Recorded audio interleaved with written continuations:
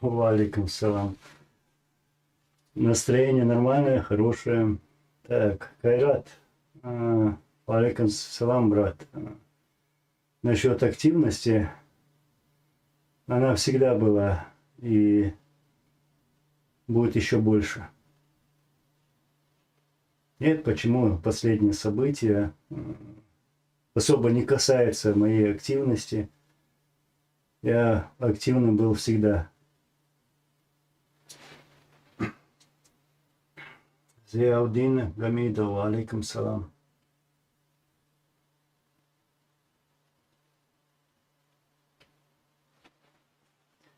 Байсангур Борса. Их даже не видео обидел, они обиженные. Понимаешь? Они не любят, когда их называют своими именами, предателями.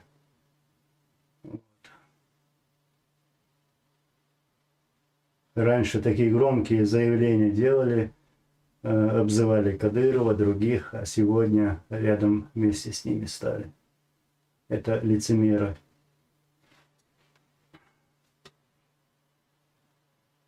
Сейчас, секунду.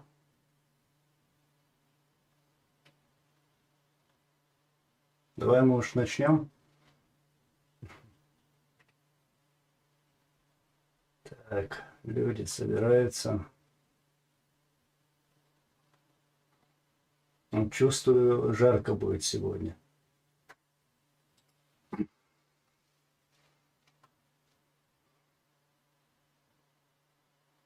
Сейчас еще минутку подождем.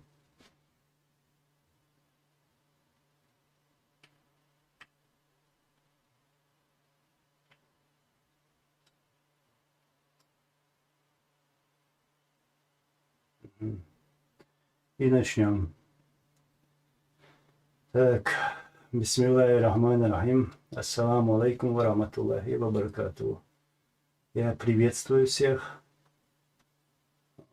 братьев, сестер, наших друзей. И начну.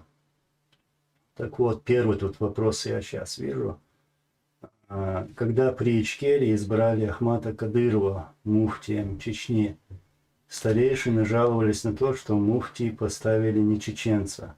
Ты слышал об этом? Нет, я об этом не слышал. То есть имелось в виду, что Кадыров не чистокровный чеченец. Нет, я первый раз слышу. Его поставили муфтием в 95-м году. Даже есть видео в Ютубе. То есть наш муфтий побоялся провозгласить газоват и уехал в Казахстан, кажется, да. В то время его заместителем был Ахмат Кадыров, то есть заммуфтия был Кадыров. И поэтому, когда все наши командиры в то время и президент Джохар Дудаев увидели его такую бойкость, на словах, где он призывает там на войну и так далее против русских. И было решено, что муфтием будет Ахмат Кадыров. Да, мы ошиблись в то время, ошиблись. Это наша ошибка.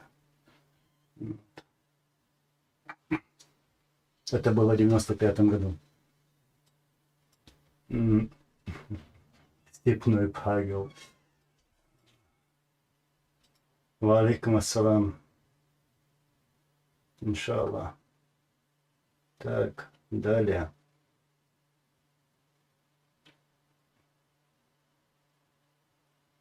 Из Сибири пишут. Добрый вечер, варяг.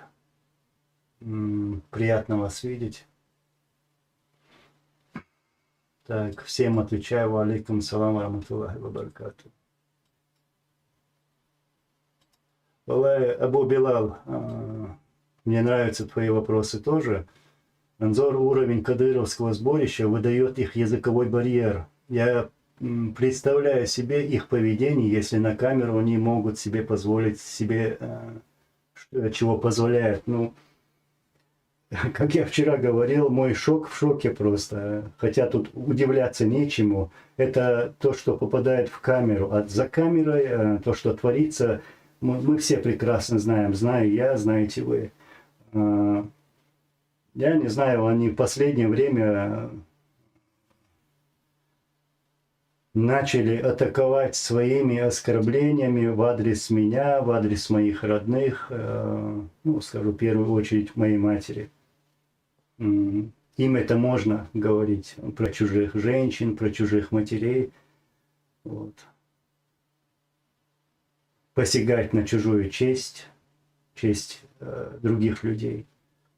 Но когда их называют своими именами, даже предателями, даже не обзывая их, не оскорбляя, то им это не нравится.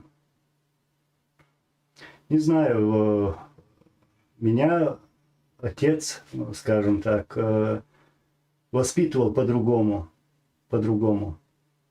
не опускаться на их уровень. Я не знаю, кто их воспитывал и как их воспитывали, это их уровень. Я всегда держу себя в руках,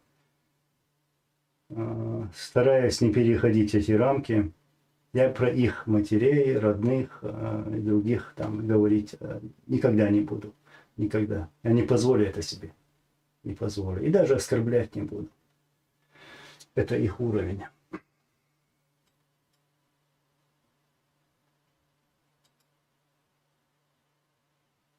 Царь Скорпиона. Однако одно не пойму, почему непонятно отписывается от вашего канала, но альхамдулилlah, уведомление пришло, заново зашел и заодно подписался.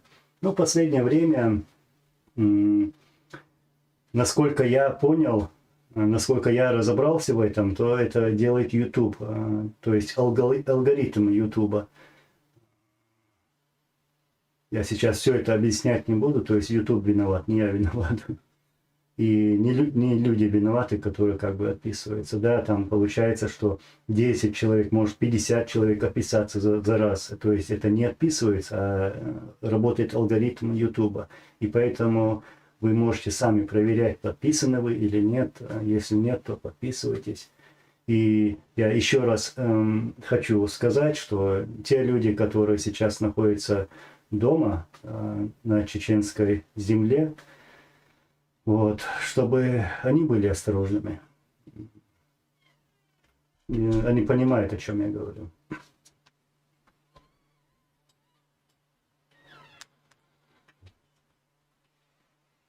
Так, как вы быстро пишете? Сейчас, секунду. It's me.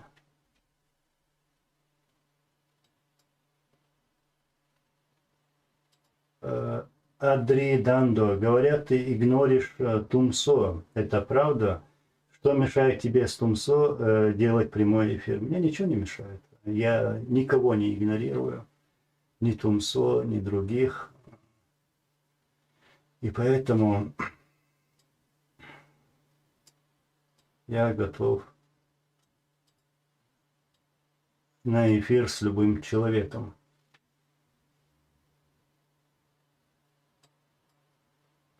Алейкум салам ва раматуллахи ва баракату.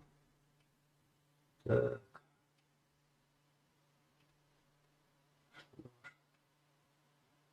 Алейкум салам, Орхан 3. Брат, ты пишешь, родной Анзор, что думаешь об Азербайджане? Я много раз бывал в Азербайджане, у меня есть друзья азербайджанцы. Ну что я скажу, ну ты сам уже должен сказать, как ты относишься к нам вот, по-братски, да? Также мы тоже, и я в том числе, относимся к нашим братьям также с уважением по-братски.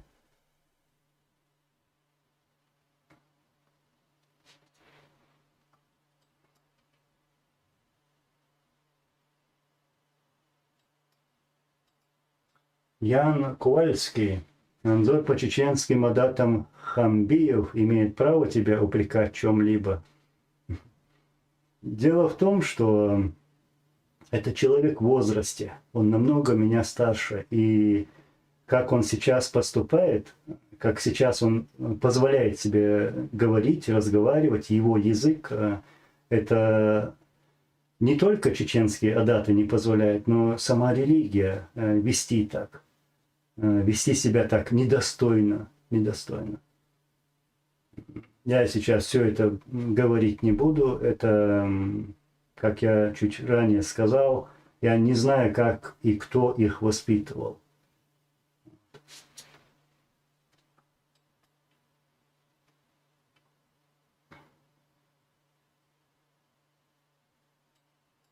Виталий. Анзор, добрый вечер. Добрый вечер, Виталий. Какое у вас образование? Откуда у вас такая грамотная поставленная речь? Образование, в первую очередь, наверное, опыт жизни, общение с хорошими людьми. Человек может быть образованным и быть даже окончить там несколько институтов, университетов, быть академиком там, но быть и глупым человеком тоже. То есть это даже не от этого зависит. Зависит от твоего внутреннего мира, наверное, какой ты сам человек внутри. Что ты позволяешь, что ты не позволяешь.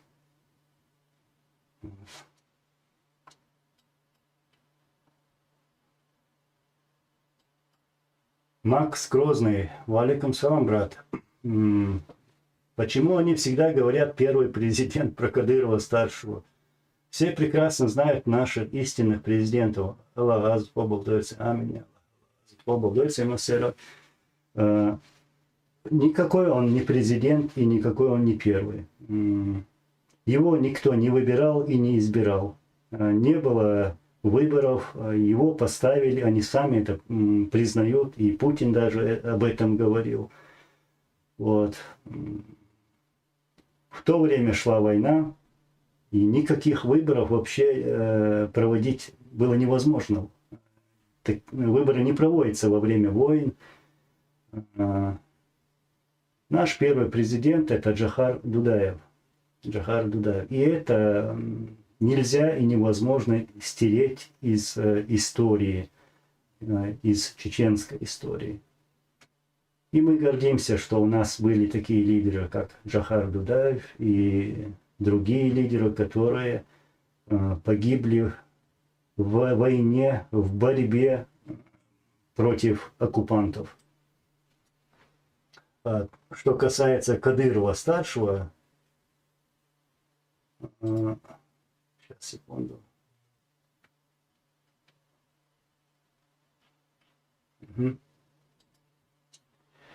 Что касается Кадырова-старшего, то это был ставленник Кремля, как я уже сказал.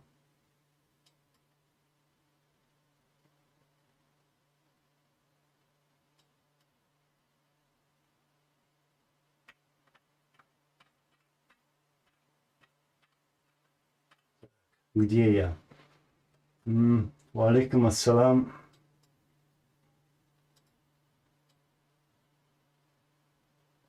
Добрый вечер. Скажи, пожалуйста, карачаевцы помогали в борьбе с оккупантом? Знал ли ты таких? Ну, я лично не знал, но знал, и что не только карачаевцы, и все другие остальные братья наши, не только соседи, но братья воевали против российских оккупантов. То есть на этой войне были все, скажем так.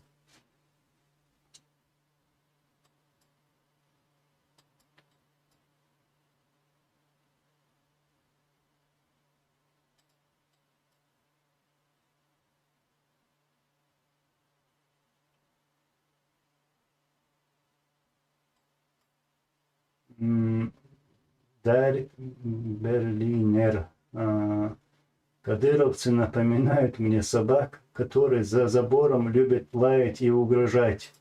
Ты мне напомнил слова нашего президента Абдулхалима Садулаева. когда он сказал, если свора собак нападает на человека, то разбирается с хозяином этой своры, то есть этой своры собак. И переговоры с животными не имеют никакого смысла. Это сказал Абдулхалим Садулаев, Аллах Азат Бабудальсон.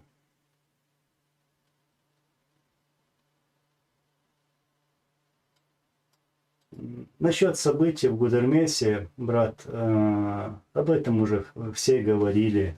Это уже в прошлом. Хорошо, что, альхамдулилlah, что мы избежали большей крови, как хотели этого Кадыров, Ямадаев и, конечно же, Кремль. То есть это было от Кремля, шло от Кремля. То есть они хотели, чтобы мы начали воевать друг против друга, чтобы мы пролили кровь, и чтобы они потом зашли в нашу республику как миротворцы. У них это не получилось.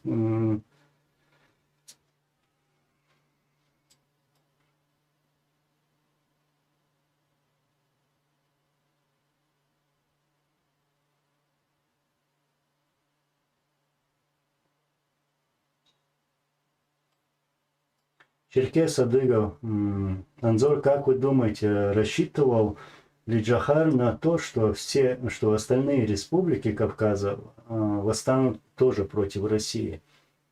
Если бы мы в то время, да, действительно встали бы вместе, то мы избежали бы многих проблем. Не дают нам этого сделать, не дают. И сегодня тоже, заигрывая нами, провоцируя друг против друга. То есть Россия там проводит провокации друг против нас. Ва алейкум ассалам.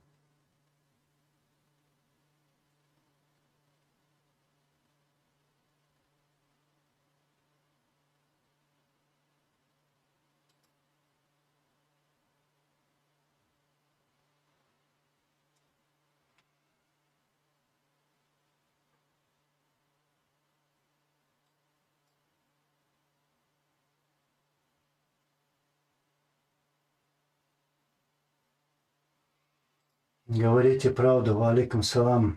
Аллах рейсваю.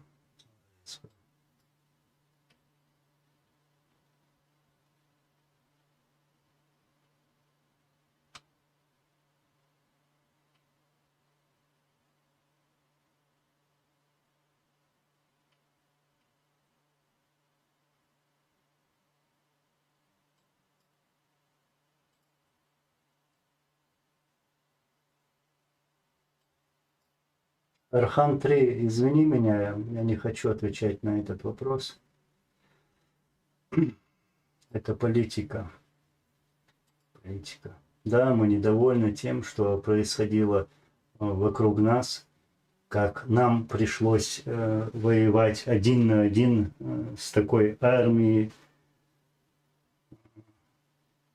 без какой-либо поддержки. Не было никакой поддержки. Не было.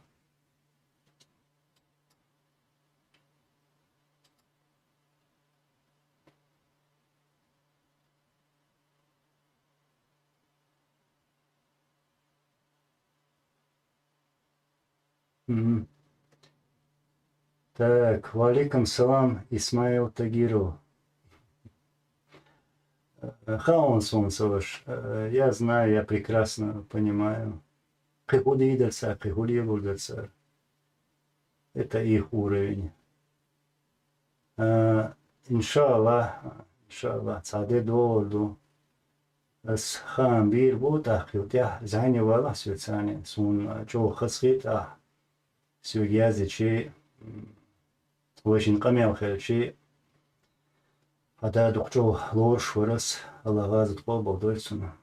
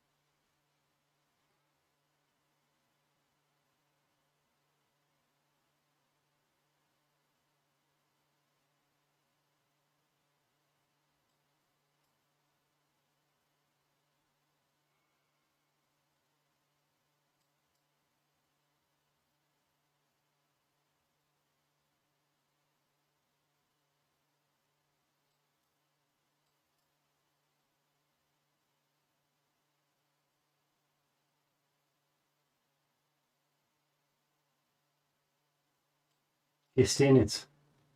Когда-то давно нас в поселке всех собрали, сказали, что приехал Масхадов с Англии и приехал в часть недалеко от Карпинского кургана. Это 97-й год, наверное, нет, 98-й год, кажется.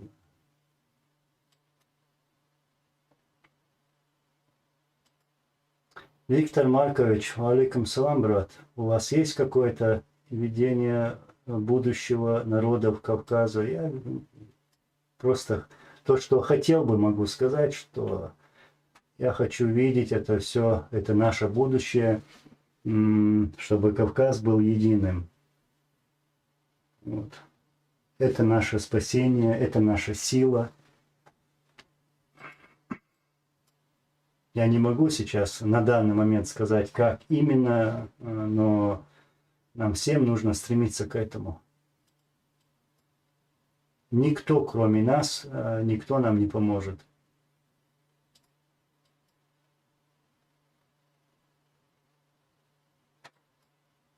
Насчет Мусылу Ламаева. Я давно с ним не общался, я не знаю, что и как. Но как-то видел, он писал в Фейсбуке, в комментариях где-то, сейчас я не помню где.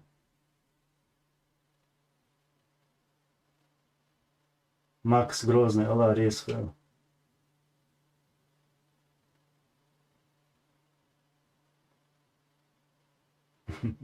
Андрю Филлипс, ну вот я тоже точно такого же мнения насчет патологических лжецов. Сейчас.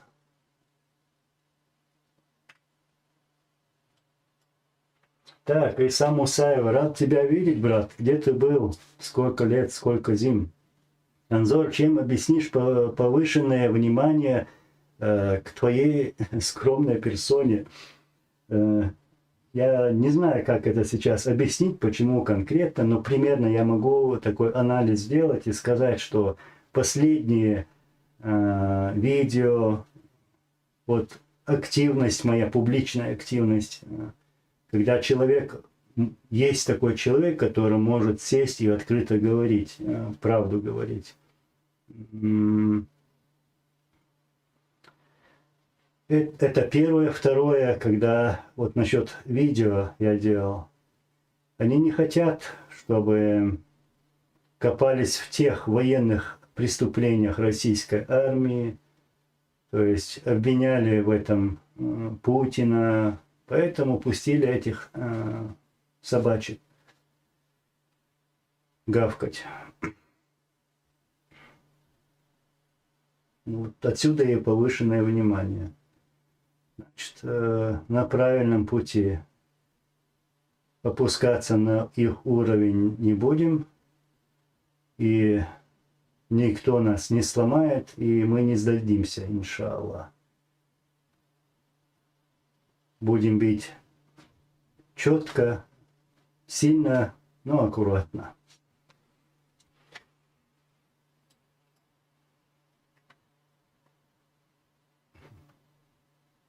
Петя Панама.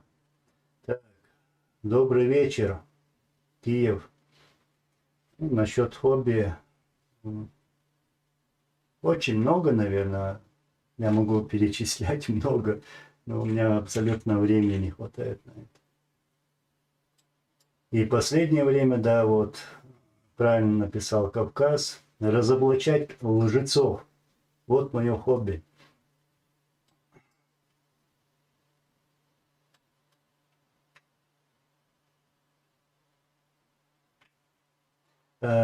Баст, так.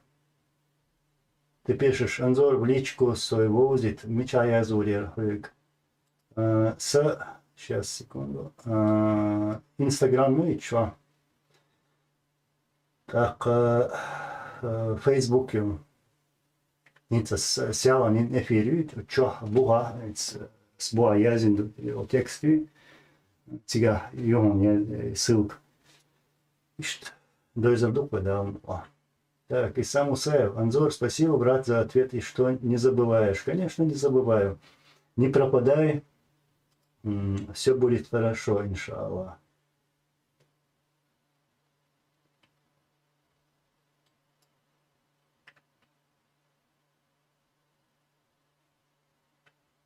Гений дзюдо, Анзор, ведь твоего отца предупреждали насчет Хамбиева и других, но он не послушал. Знаешь, это не вина моего отца.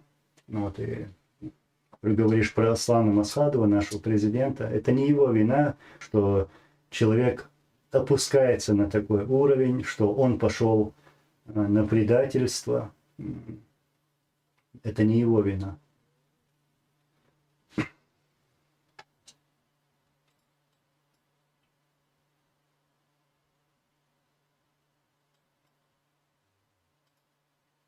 Ну вот именно, Виктор Маркович, история нам показала, что кроме нас больше нет никого, кто нам поможет. И во время войн, их было у нас несколько, именно на чеченской земле, потом события в Карабахе и Грузия, кто нам помог? Никто не помог. Никто. Мы сегодня, мы, чеченцы, открыты, готовы встать рядом с нашими братьями на Кавказе, ингуши, дагестанцы, Азербайджан, Грузия и другие. Мы ваши братья. Поэтому надо, как ты пишешь, рассчитывать только на себя. Только на себя.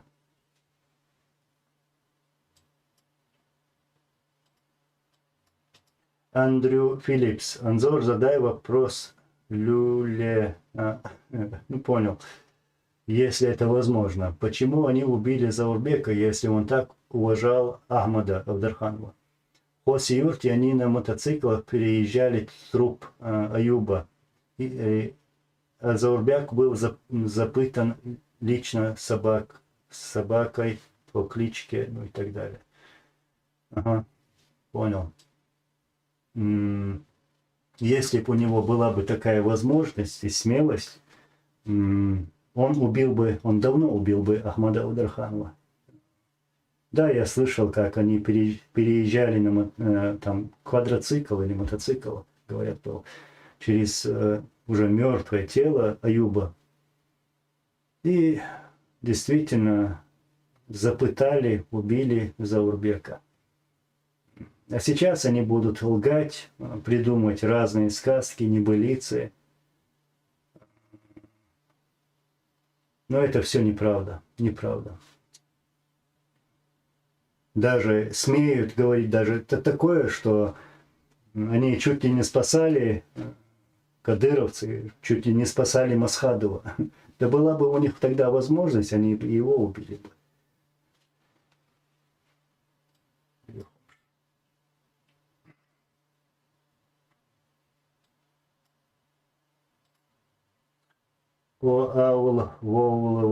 И так далее. Анзор, ведь Басаев и Яндарбиев мешали твоему отцу, почему ты их восхваляешь? А Масхадов был слишком благородным. Аллах дал азат обл дойцер. Аллах дал азат обл дойцер массера. Это было тяжелое время, в то время, когда нас провоцировали друг против друга. И чтобы сломать хребет этим марионеткам, я сегодня буду говорить. Пускай я где-то буду недоволен, но я это свое недовольство ставлю в себе внутри. Я, если недоволен где-то в чем-то, что сделал Басаев, да, я это сейчас открыто говорить не буду. И сломаю этот хребет этим путинским марионеткам. Вот. Это люди, которых ты сказал, они были против России, и были убиты врагами нашего народа. А сейчас они говорят, вот там Анзор говорит, что Басаев герой, там другой герой. Да это не их дело. И не они имеют право говорить о чем-либо героизме. Предатели не имеют такого права. Это предатели. Предатели чеченского народа. предатели религии. Они предали все, что возможно, предали всех, которые были убиты. Это наши герои, это наши братья и сестры. Царь здесь, что Анзор сказал.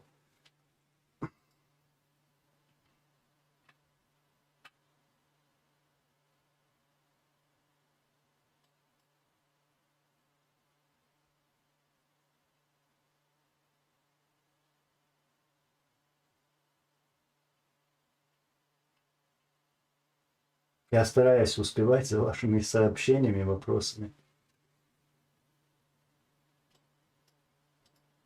Борс Грозный 95. Я еще раз напомню. Ты пишешь: Анзор, что говорят про тебя Кадыров и Хамбиев? Почему ты не говоришь конкретно про них? Давай я тебе пример приведу просто. Вся эта фитна, вся эта смута началась с того, когда года 2 тому назад Кадыров, стоя в мечети, с клятвами говорил такую речь.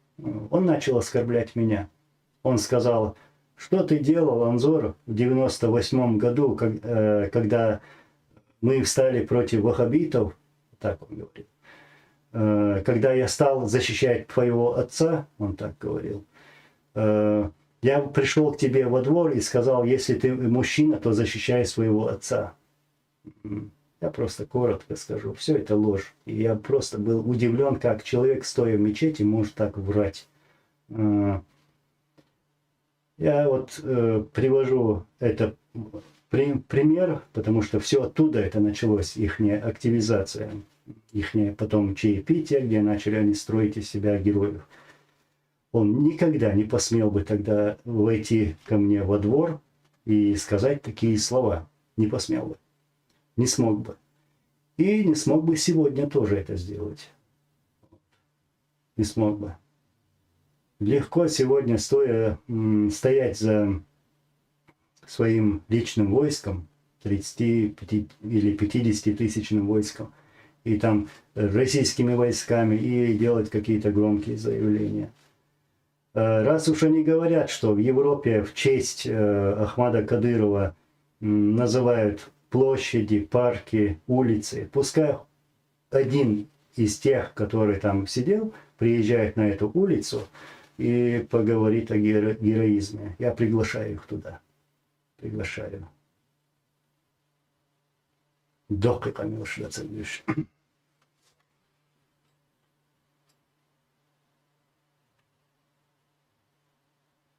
Дийцер Силахком. Валикум салам, Саваш. Наконец-то я успел в эфир Анзор Хому, Алхамдулладик.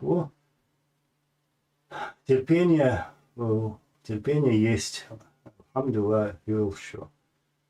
Лицемеры, лжецы и предатели всегда злословили, врали и бронили тех, кто на правде. Дал эту боль, дал резко, дал эту боль, масера боль.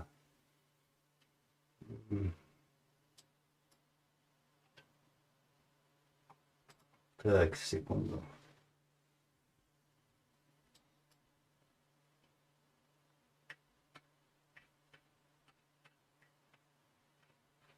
У меня просьба просто не повторять заново сообщение, потому что мне будет легче успевать за вами.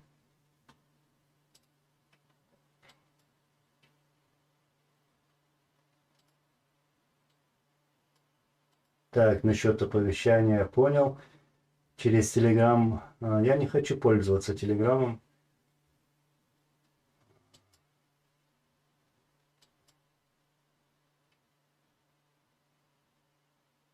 Бамот 95. Валикум салам. Алхамдулилlah дик. Даш дахан йокш. Делрейс масоба лишала депал. Амин, Аллах. Амин.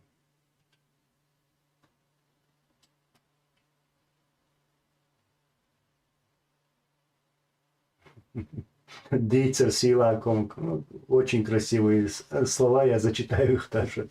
Анзор, единственное, что они не предали, это предательство. Вот именно.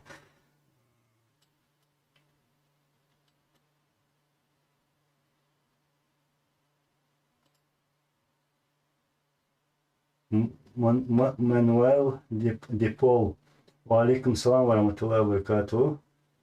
Анзор, как мать поживает, как все? Надеюсь, все в порядке. Альхамдулилlah, все хорошо. Тут буквально недавно один чудик сказал такое, что, мол, я не знаю, где моя мать находится, я за ней там, не ухаживаю, не присматриваю, имеется в виду, потому что она болеет, у нее онкология, последняя стадия. И сказал такое: мать со мной, мать со мной, у нее все нормально, альхамдулилlah. И чего большего могут говорить эти чудики? Приходят сердца, зудрибы, зудри, гергарнах.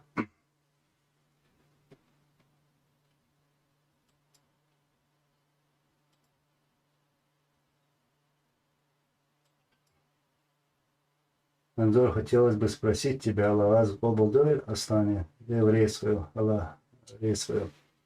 Насей радовать Аллах побл.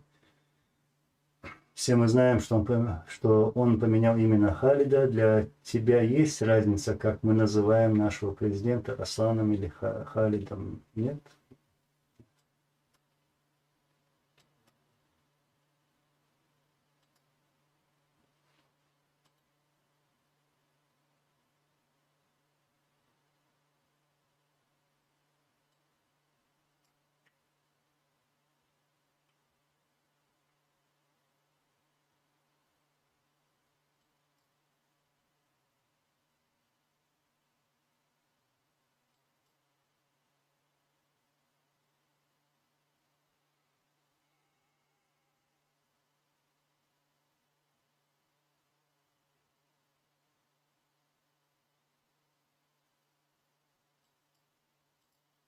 Серп и молот.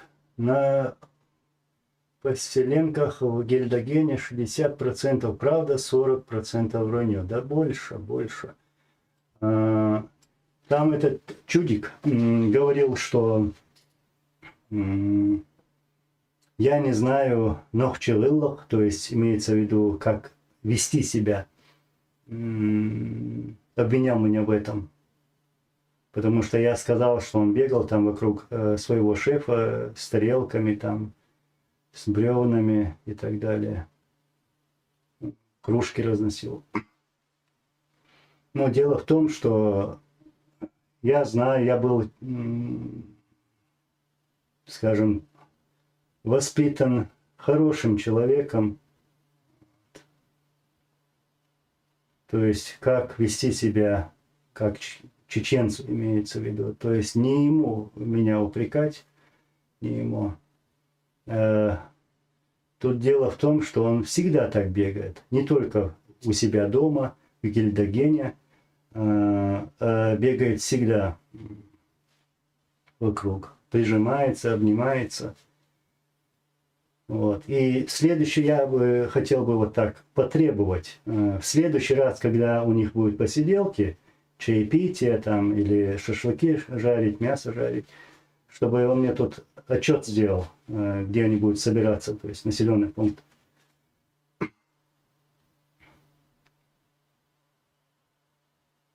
Василий Долгтрев, рад тебя видеть.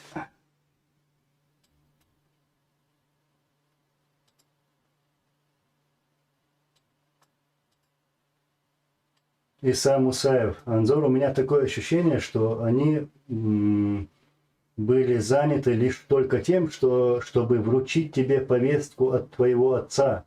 Полный идиотизм. Ну, согласен. Согласен. Все вот, ну вот я посмотрю, если даже включить ЧГТРК, там в основном, ну, 70%, я не знаю, ну очень много. Или там восхваление кого-то, или же там, ну, их семьи, как они называют первого президента, хотя это неправда, это ставленник Путина. И рассказывать сказки о героизме существующего сегодня чудика. Вот. Но потом, как вы видели, в последнее время там уделяют более 2 часов, более 5 часов, сколько там было, 4:50 с чем-то, для оскорблений других людей. Это их уровень.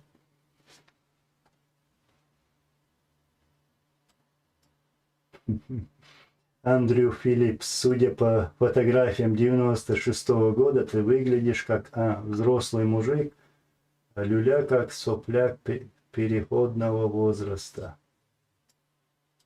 96-й год.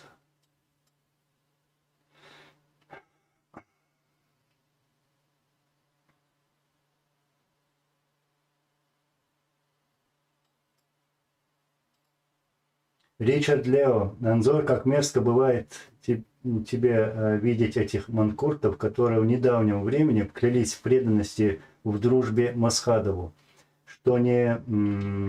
Так, секунду, я потерял. Что не пожалеют жизни за идею государства, а теперь видеть их такими лицемерами. Но тут еще дело в том, что да, они любят говорить, вот мы ухаживали за Масхадовым, там, на плечах носили его, на спине носили его. Я не видел, чтобы, даже ни одного видео не видел, чтобы Хамбиев его там на спине нес, моего отца, президента. Ни одного видео не видел. Я видел лишь такие видео, где он громкие, там, его речи, кого-то обзывает степным зайцем, еще чем-то. Я просто сейчас даже говорить не хочу. Вот. И видел, как он 2 руками кушал шашлык во время войны. Он был министром обороны. Это он говорил, что он воин, что у него ПВО, у него все готово, у него есть воины. Это ему доверили строить армию, чтобы защищать государство, защищать народ против оккупантов. Вот. Не я говорил и не говорю сегодня, что я воин, что я там такой-сякой. Нет, я никогда такого не говорил. И поэтому, обвиняя меня в том, что я не был на войне или еще что-то, не участвовал в войне, это оговорки. Это не оправдывает его предательство, не оправдывает. Ему доверили вот такую важную роль. Он не имел права переходить на сторону оккупантов. Он перешел сегодня на сторону оккупантов. Он сегодня находится в единой России, то есть в той единой России, которая воевала против нас, убивала наш народ, убивала наших братьев и сестер. А сейчас он там ищет какие-то оговорки. Вот там Анзор не участвовал в войне, там не делал это, не делал другое. Да я не пошел на предательство. И никто, ничто меня там не заставит сделать предательский шаг, даже словом. Я не позволю себе предать эту идею, этих наших героев. Пускай я буду последним, самым плохим человеком, но я не предатель. И чтобы он знал его оговорки, оскорбляя меня там, или моих родных, мать, там, это его не красит. Это человек в возрасте, отца. Это настоящий предатель. Они там сделали такой спектакль, что якобы захватили родственников Хамбиева. Нет, не захватили. Не захватили. Он перешел на сторону. Это был просто спектакль. И они там на этих своих посиделках слышали такие слова Висхана. Это просто сильные слова были. Пусть это будет даже такая версия, что Масхадов попросил своего ближнего человека выстрелить в него.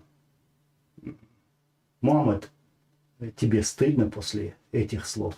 Тебе стыдно? Вот ты же говоришь, что ты воин, что ты министр обороны. Тебе стыдно после этих слов? Ва алейкум салам.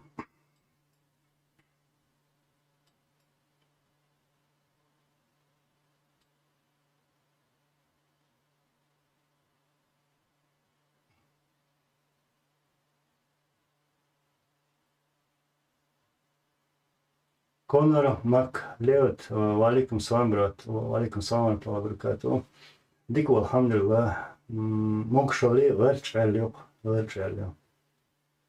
Массо бусабтак буэл. Алла эту вай массера буэл. Ва алейкум салам.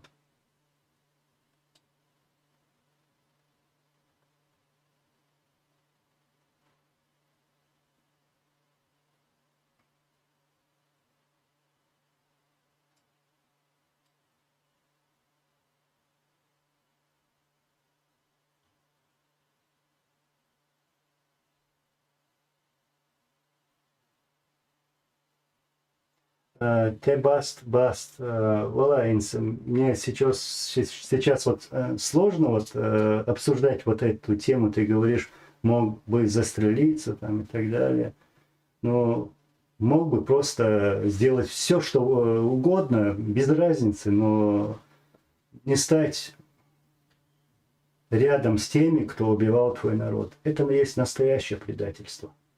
Он там будет искать оговорки, но... So.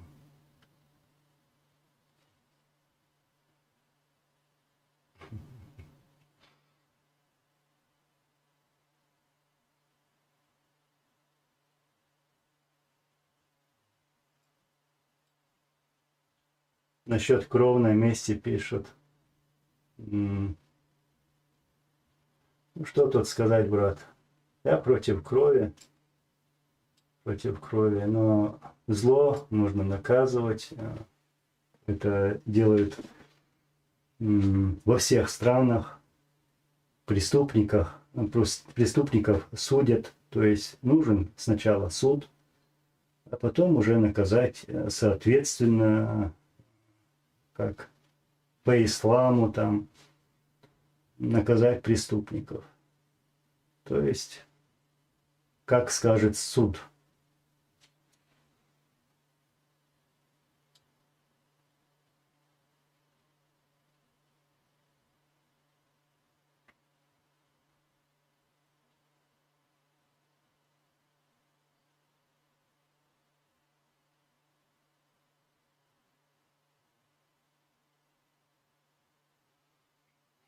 Аминь, Аллах, аминь.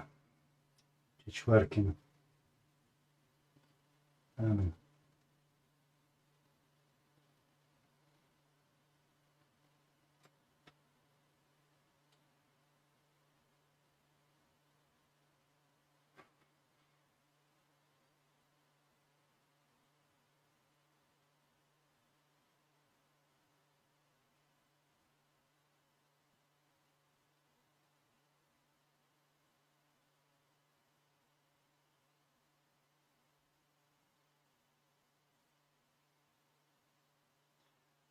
Насчет предателей, они любят там прикрываться. Я слышал такие слова, что вот Анзор сказал, что тут собрались предатели. Он называет нас предателями. Ну, среди них есть, да, те, которые не предали, да, я это прекрасно понимаю. Я не называю всех там предателями. Но человек сам хорошо понимает, если я скажу это, что они предатели, то кого это коснется, он сам это прекрасно понимает. Дело тут в том, что не только я дал такую оценку, я-то там на последнем плане, такую оценку давал сам наш президент и наши лидеры. И такую оценку сегодня, даже сегодня, вот дает наш народ. У меня тут комментарии открыты, они не закрыты. То есть человек может зайти, написать свое мнение.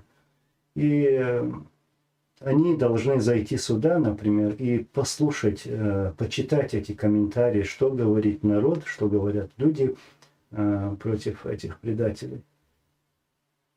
И любой имеет, вот даже предатель имеет такой шанс, маленький шанс, чтобы измениться, встать на правильный путь. Тогда я надеюсь и уверен, что Аллах как-то простит таких тоже. То есть нужно воспользоваться этим шансом.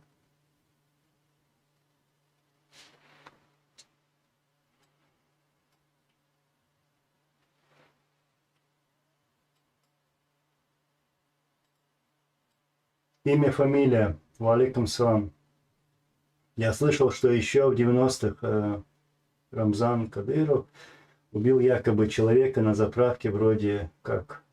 Тебе известно об этом что-то? Да, мне известно.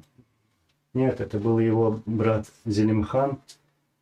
Это он убил на заправке простого гражданина, простого человека. И я помню, что все наши люди, которые были в правительстве, то есть наша власть, просили, упрашивали, скажем так, эту семью, чтобы Кадыровым простили кровную месть. И так кровная месть была прощена этим Кадыровым. То есть ичкерийская власть просила.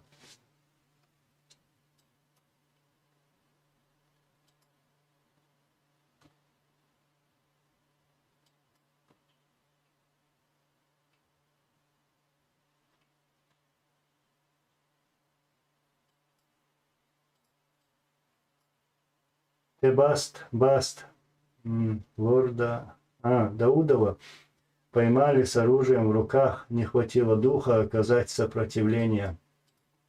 Да, я об этом говорил, что он был пойман, и его один раз ударили, и он сдал своих братьев по оружию. Я это еще раз подтверждаю, потому что есть люди, которые лучше меня это знают, я общался с ними, они это говорят, что по его вине было убито много наших воинов, наших братьев из Курчелоевского района, особенно в Цаценюрте.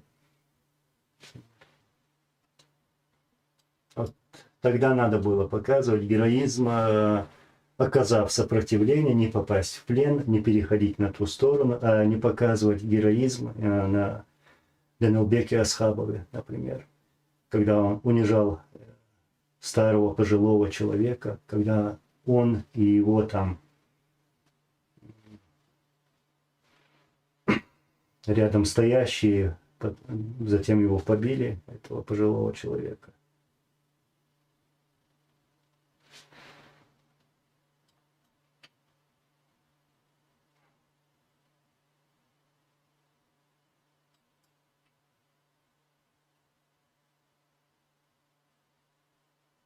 Василий Долгтрев, Анзор, ты их к себе пригласи. Я приглашал, я чуть ранее это сказал даже. Там были такие заявления, что якобы европейские страны называют улицы, сейчас, секунду, называет улицы в честь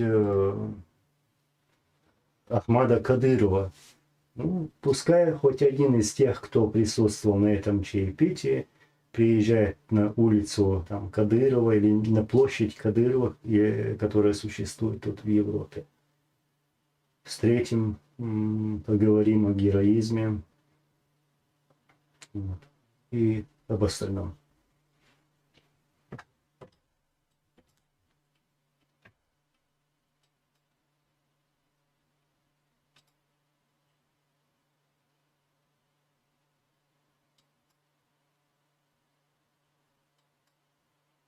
Чичваркин, Анзор, информационная война сегодня есть джихад, показываю еще видео Хахабду что до молодых дошло, что и как. Я много видео видел про Аслана, что он говорил, что хотел и на чем умер. Шахид. Амин. Амин. Иншаллах. Это долг каждого из нас. Сделать все возможное, чтобы они не смогли убить правду, не смогли убить эти факты. Вы сами свидетели, вы сами видите, как они пытаются все исказить нашу историю, называя наших героев предателями. Вот. То есть учат, готовят молодежь под свою историю, под свою историю. То есть это наш долг сохранить эту правду. Всеми способами. Ты написал, что идет информационная война. Да, она не заканчивалась, она и будет идти. А также идет психологическая война. Я сейчас все это перечислять не буду, но они используют всякие грязные и подлые методы против своих оппонентов, против своих критиков и активных людей. Просто нам надо быть сильными.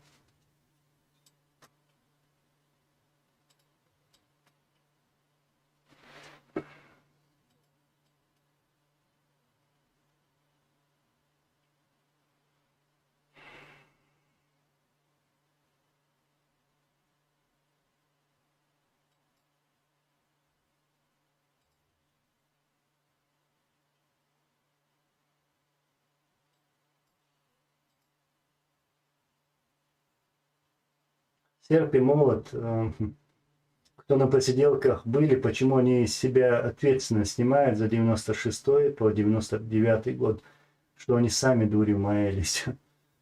Ну, не знаю, они любят оскорблять других, причем самым низким способом, самым мерзким способом, лишь бы обвинить какого-то другого человека. Пускай на себя смотрят и ищут ошибки в себе. Например, Хамбиев там говорит, что он там воевал и так далее, что чуть ли там, не знаю, супергероизм показывал на войне. Нет, он не воевал. Не воевал. Во время Второй войны нет такого случая, чтобы он где-то проводил большие операции. Я знаю, что он все время сидел в биное, у него там блиндаж был. Я даже могу эти записи показать. А сейчас он строит из себя там воина.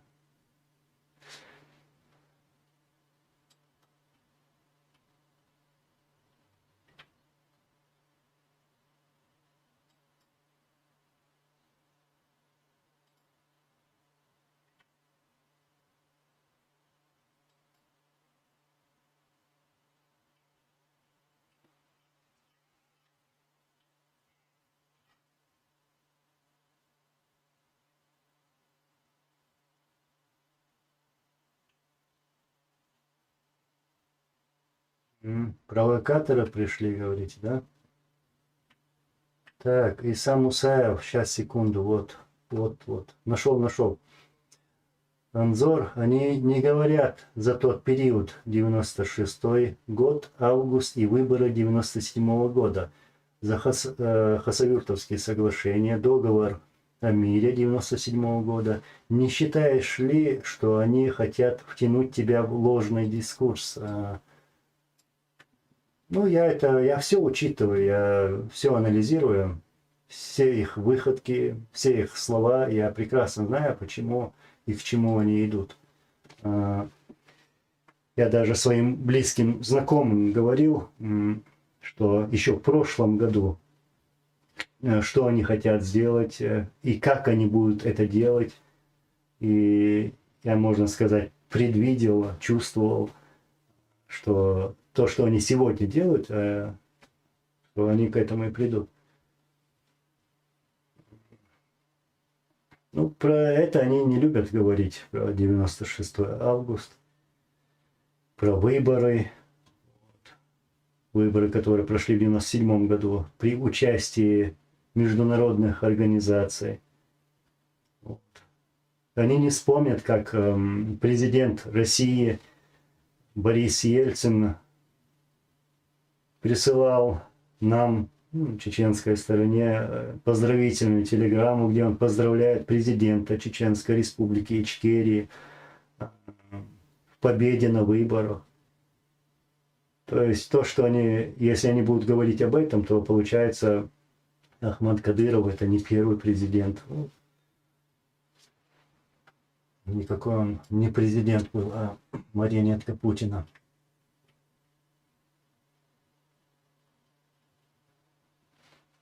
Беслан Зумсо, валейкум салам. Массоваль, аминь, аминь.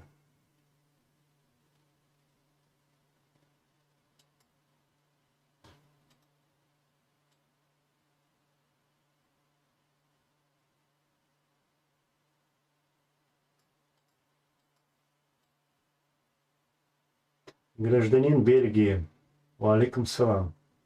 Гайдар Джамал утверждал, что на сегодняшний день потенциал восстания есть только в Чечне и в Дагестане. Почему он не перечислил Ингушетию и так далее? Как прокомментируешь? Когда именно он это сделал?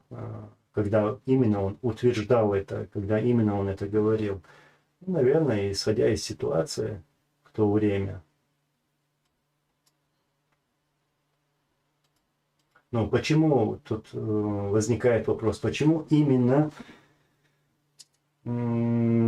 чеченцы, там, ингуши или дагестанцы должны вставать? Почему, например, люди в России не восстают?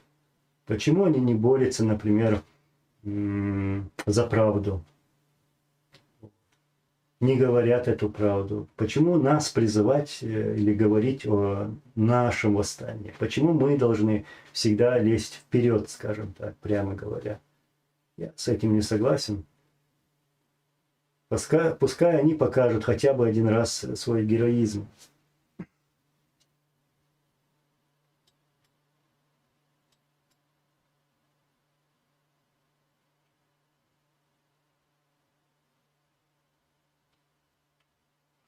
Если там тролли что-то пишут, я даже не знаю, что вы пишете, потому что я еще не дошел вниз.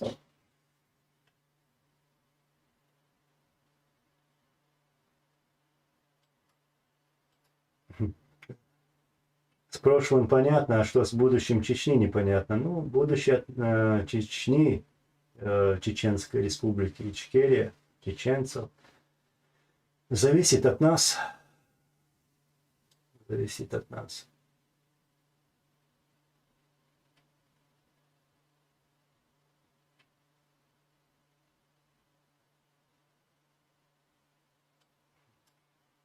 Хелл Джордан, расскажи про свое воспитание и вылог от отца.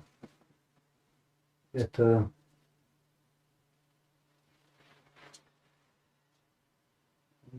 про воспитание, про вылог, я не знаю, но насколько у меня это есть, скажут люди, которые меня знают.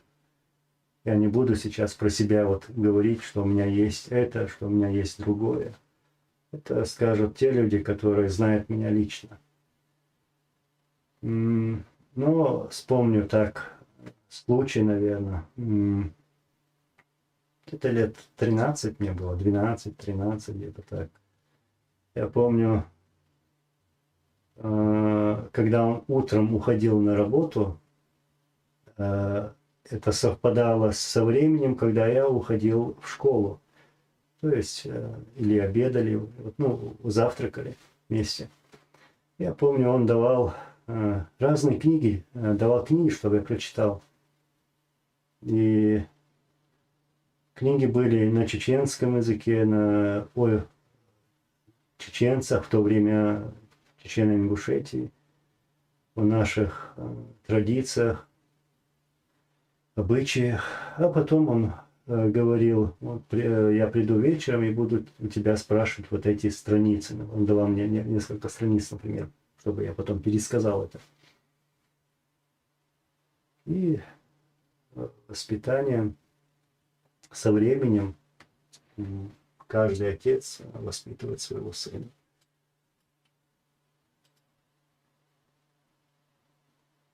Ду Джо. Россия фактически признала Ичкерию, а потом говорят, что террористическая организация. На такое противоречие способна только Россия. Ну да, они могут сказать, назвать террористов Талибаном, запретить их в России, а потом с ними встречаться в Кремле. Нас это не удивляет. Они тоже когда-то не могли даже сказать слово Ичкерия и не хотели сказать слово Ичкерия, избегали этого. Но в 1996 году мы их посадили за стол переговоров, и там они подписывали документы, где было написано «Чеченская республика Ичкерия». И дальше мирный договор, подписан в мае 1997 года, то же самое был подписан с Чеченской республикой Ичкерия. И все эти документы, хасавюртовские соглашения, все это у нас есть. И придет день, когда мы возвратимся к этому. Сейчас они, конечно, будут называть там террористической организацией и так далее и тому подобное. Но мы вернемся к этим документам в один прекрасный день. Сегодня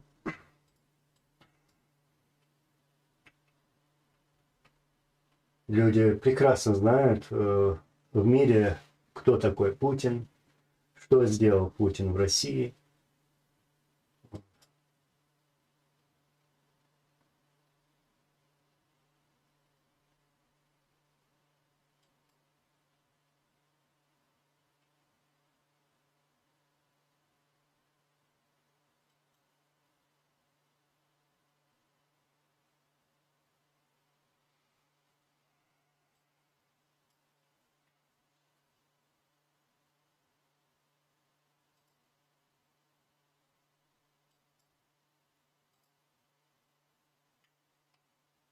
Тут про агрессию говорят, но пока я не понимаю, про которую агрессию.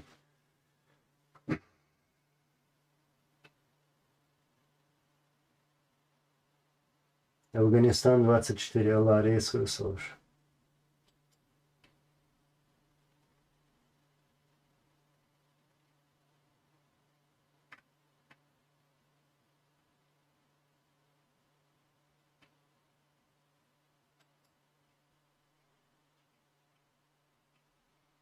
Так, я кое-что сейчас посмотрю. Где это было?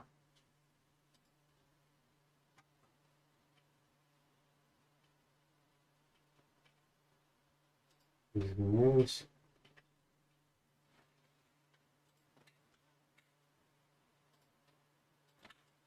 Тут мне кто-то присылал вопросы. А, Кавказ, это ты?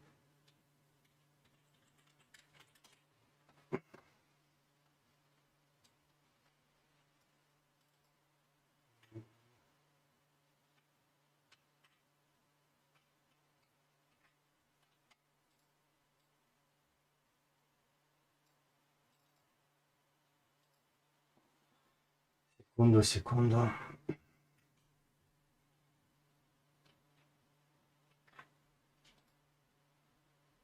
Вторая часть. Мага. Это здесь это было.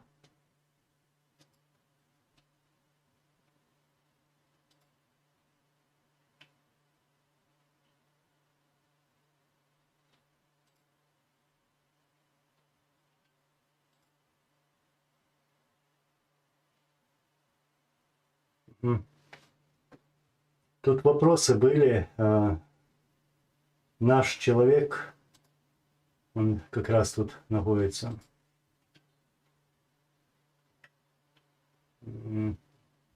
Так. Угу. Сейчас.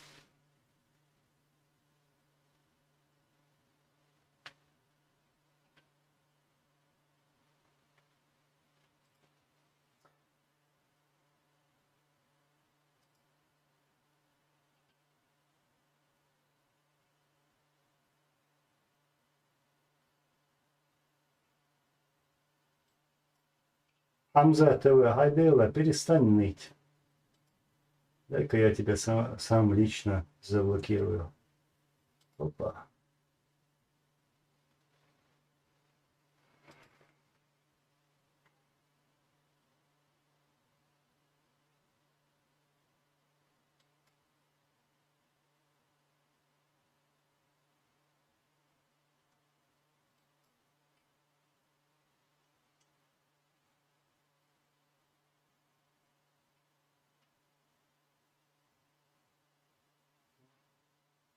Да, вот я говорю, Джо, заходят тут нытики, а потом вещи пропадают. Поэтому я его выдворил, свой инкубатор.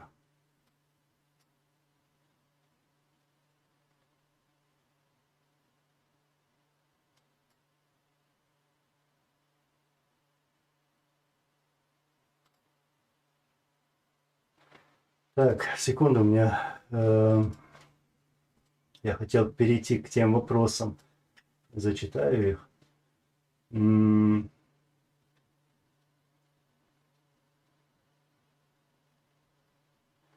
Мол, почему позволяет кадыровцам во главе с Рамзаном снимать и выкладывать ролики с призывом к терактам, с угрозами расправы над тобой, потом с угрозами сжечь Закаева? Кому это выгодно? Я тоже этот кусок видел, мне выслали, где Кадыров сегодня призывает меня приехать в Грозный, взорваться, то есть совершить теракт. Потом призывает сделать то же самое, скорее всего, да, я так и не понял. Как бы он невнятно это сказал. Я его языка не понимаю. Он призывал меня еще сделать что-то в Сирии. Поехать туда или взорваться, не знаю. То есть, то же самое, совершить теракт. Я не знаю, куда смотрят правоохранительные органы, которые должны заниматься этим, не позволять такое говорить. Если бы кто-то из простых граждан в России, на чеченской земле, кто-либо сказал бы такое, то его бы посадили бы, там, приписали бы пару статей и много лет тюремного заключения.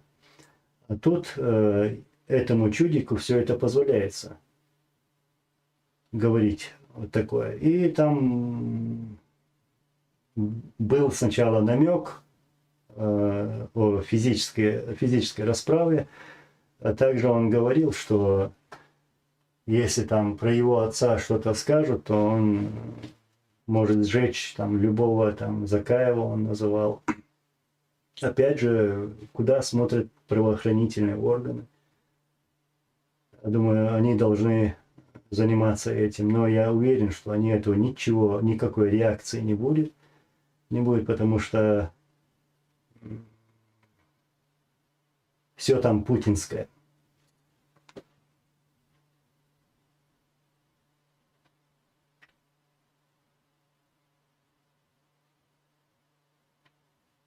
Ну, еще, да, как ты пишешь, ты спросил, кому это выгодно. Кремлю это выгодно.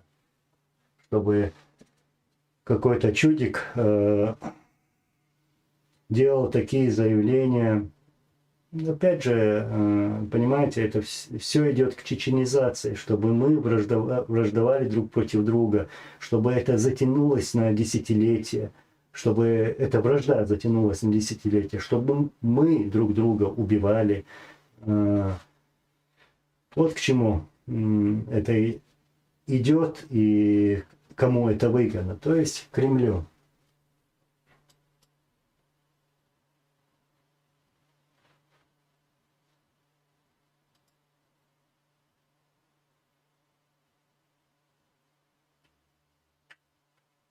Там еще, сейчас я просто вопросы смотрю.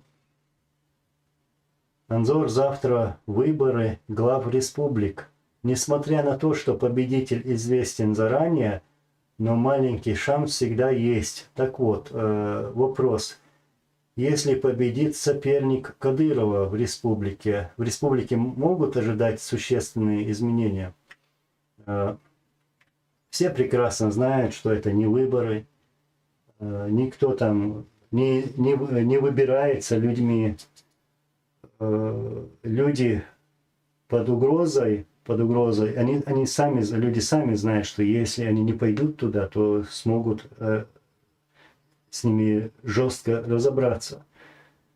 Они уже сами это знают. И им приходится, не хотя, переступить через свое не хотя, идти на эти выборы. Они не поддерживают ту власть, назовем ее власть, в кавычках, конечно. Но им приходится идти на вот эти, в кавычках, выборы. Других соперников там нету, как мы прекрасно знаем. Нету. Все, там издавна уже записана одна фамилия, Кадыров. То есть он как бы победит, в кавычках. Это ставленник Кремля, опять же, ставленник Путина. Например, если бы там был бы другой человек, если бы, да, там провели бы выборы там, и так далее, поставили бы другого человека, ничего не изменилось бы.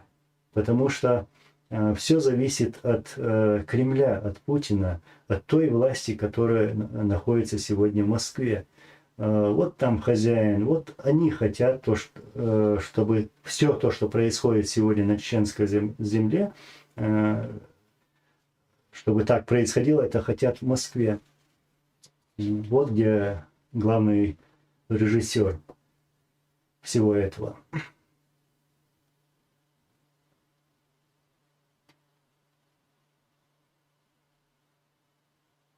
Анзор, ты всегда говоришь о сплоченности и единстве. Как ты считаешь, если власть сменится, это не приведет к разобщенности, то есть сохранится тот самый дух к свободе, приведший к победе? Ну да, я всегда говорю, и сейчас, и сегодня говорю, что сплоченность нужна нам в нашем обществе, среди наших братьев, сестер, в народе. Нужно единство, сохранить свое «я», вот наше, вот чеченское. Вот. Для этого нам нужно это все. А если что-то изменится, конечно же, это зависит от нас самих. Что мы хотим, какими мы будем, какие ошибки мы учли из нашей истории. То есть зависит от нас. Тут еще пару вопросов. Анзор, на последнем видео ЧГТРК Дауда вел себя, мягко сказать, странно. Для человека, занимающего пост в правительстве Чеченской Республики, мало того, что он бегал с тарелками вокруг костра, так он еще и позволял себе на камеру сыпать оскорбления и угрозы. Как я сегодня говорил, это зависит от человека, от самого человека и от его воспитания, кто и как его воспитал. Поэтому я особо даже и винить не буду за его поведение. Это его уровень, если он позволяет себе оскорблять других людей, трогать этих людей, тех людей, которые не могут тебе сдать сдачи. Это старики, это женщины. Это женщины. Так вот,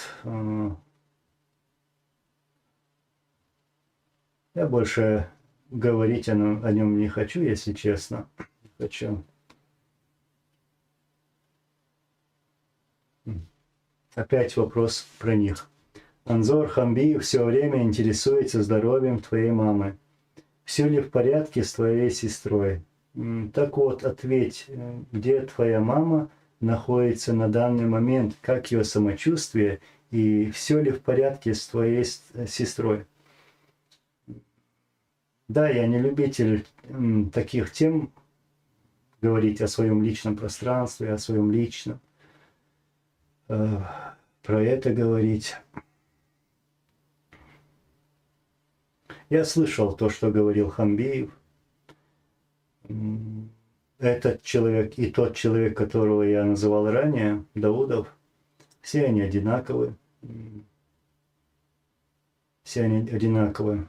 И они пытаются этим прикрыть свое предательство. Предательство, которое они совершили. Да, они в какое-то время были на нашей стороне, но сегодня перешли на сторону убийц чеченского народа. Кто-то там в парламенте, я даже их должности не знаю, конкретно сказать. И если Хамбиев сегодня говорит о моей матери, о моей сестре, что, мол, я не знаю, где они, я не знаю, где остальные, и вообще как бы не ухаживаю за ней, там, Хамбиев, ты уже опустился до такого уровня, уже дальше некуда. Некуда. У нас есть границы, у нас в нашем обществе, что нам не разрешено, нам запрещено говорить, упрекать там матерью, сестрой, женщиной, вообще о них говорить. Куда ты откатился вниз вообще? В удивлении, в удивлении. Моя мать со мной в Норвегии. В Норвегии с сестрой тоже все хорошо, со всеми остальными, которых ты перечислял. Бесстыжий человек. У них все нормально. И не тебе лезть сюда говорить о них. Не тебе лезть сюда и называть их имена. Беспокойся о своем личном. Не трогай чужое личное. Хумахер большой. Вот что я хотел сказать. Да, кстати, тут я говорил, что они любят о женщинах говорить, про личное твое говорить, упрекать тебя в чем-то, стараясь оправдать свое предательство. Это низость, это мерзко. Вы вспомните мою тетю, которую избивали на Кадыровской базе в Хосиюрте. Она была на 12-14 лет старше моего отца. Она на руках носила моего отца, воспитывала его. Вот. Мама, это запомни, вот ты слушай внимательно. Эти, с которыми ты сейчас рядом стоишь, они ее избивали. Били ее прикладами. Пытаясь унизить ее, били ее прикладами и насмехались над ней, улыбались, смеялись, говоря, мы даже женщину не можем поставить на колени. Мама твацан уляу, хау предателя. Он кица элхум гухум элсун целе уровня вауш, но сун хинца даже халдари ал Все дуку. Они ее избивали. Потом в этой тюрьме они также, эти кадыровцы, захватили всех наших родственников. Это было в то время. Там был мой дядя, родной брат моего отца, 2 братьев, а также другие женщины, там были дети. И перед ними, они стараясь унизить ее, то есть мою тетю, про которую я говорю, которая старше на 12-14 лет была, они к ней обращались: раздевайся перед своими братьями, перед теми, которые находились там. Так ашу удечи, шу ункар хитчи, хумах бушу, Кадыров ха, Даудов ха, Хамбир хулига бохон, Хосен черга бохон, Шугма серга бохон, хумах башу. Кыхуды идыраш, ас кыдол хумш садвиц. Я не буду о другом сейчас все это перечислять, говорить, но вы продали все, что можно было предать, кроме предательства, как тут один писал наш брат.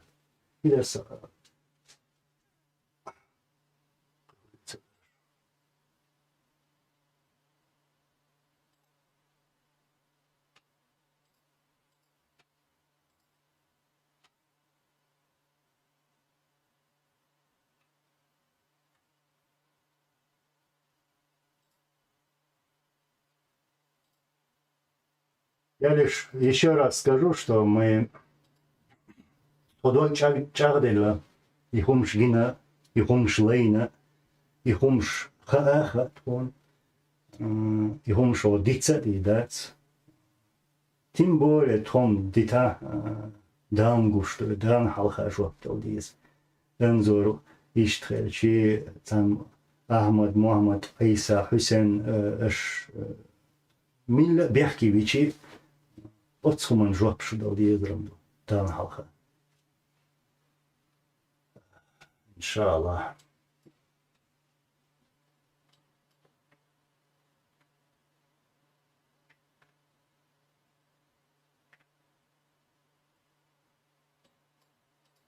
Абу Билал, ты пишешь, Анзор, как ты не знаешь их должности, когда все знают, у них должность одна предателя чеченского народа. Ну да, так оно и есть.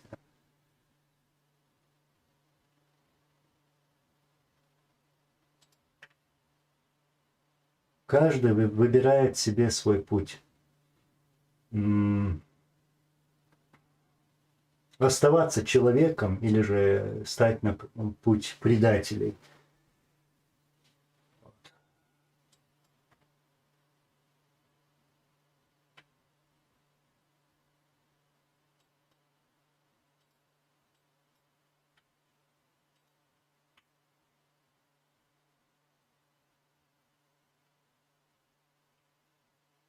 Человек с бульвара Дудаева. Я просто скажу тебе, брат, ты сейчас пишешь, что я не из рода Биной. Не надо оскорблять Биной. Биной это я лично сам знаю очень достойных братьев биноевцев. Вот. Не надо оскорблять таипы других людей. Не вина биноевцев, что появились такие личности. Даже родственник Кадырова когда-то высказался против Ахмада Кадырова и этого пути ахмадовского. И потом они своих родственников били за это. Поэтому ты не имеешь права говорить что-то про биноевцев.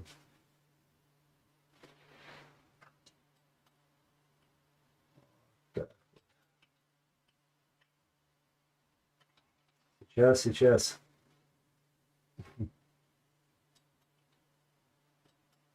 Валлахи, предатели. Еще какие предатели. И они никогда не отмоются от этого. Я сейчас привел несколько случаев, да, когда описывал это, после всего то, что они сделали, после всего то, что они натворили, но у них есть маленький шанс, где они могут повернуть, но они этого не сделают, как, насколько мы видим.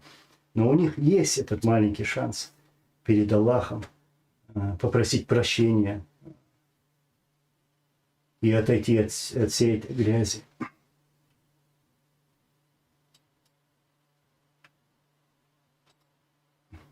Алия Алиева, никогда не скажу.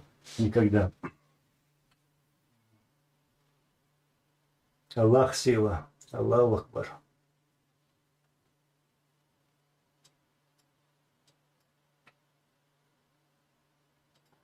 Зоя Сомова. Мы даже их женщин не можем поставить на колени.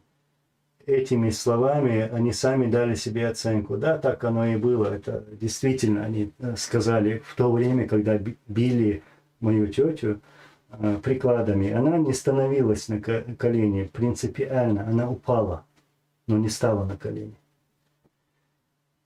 Махбуцель. Я помню по рассказам, как-то говорят, пришли, прошла зачистка в их селе, там, где проживала моя тетя, а она у нас боевая была. Вот. Проходили зачистки и зашли в дом, говорят, и у нее на стене висели фотографии ее брата Аслана Масхадова, а также фотографии других наших героев. Этот русский оккупант, удивленный, такой говорит: тетя, сними, убери фотографии. Она не сняла, она сказала: только через мой труп. Тот русский, удивленный, почему, она сказала: это мой брат, я не сниму, убей меня. Вот. Ну, так сказала. И русские ушли, ничего не сделали, вот, к удивлению, ушли.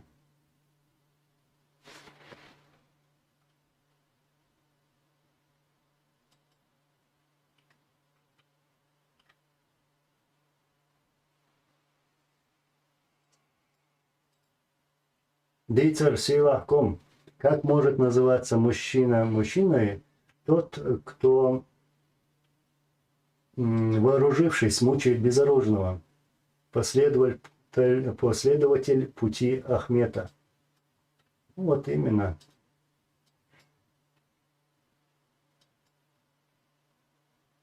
Безоружного, пленного нельзя унижать, нельзя оскорблять, убивать, пытать его нельзя. Ва алейкум ассалам тем, кому я не ответил.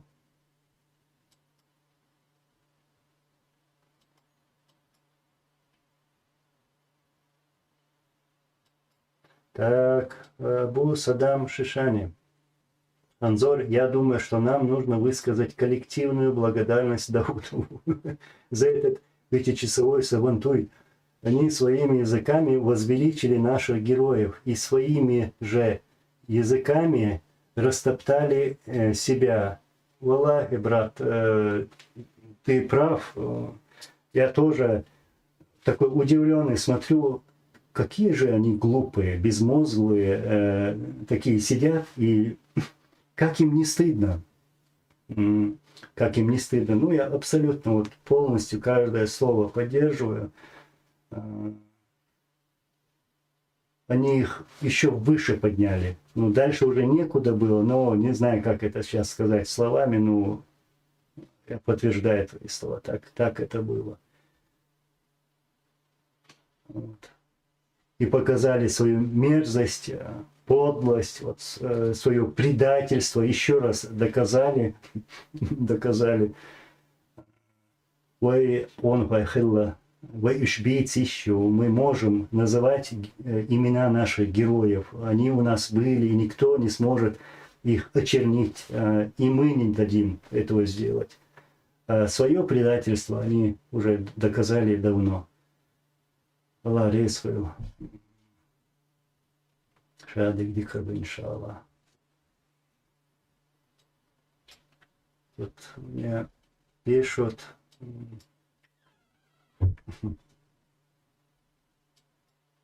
Я пока еще вниз не дошел, поэтому пытаюсь успевать, братья.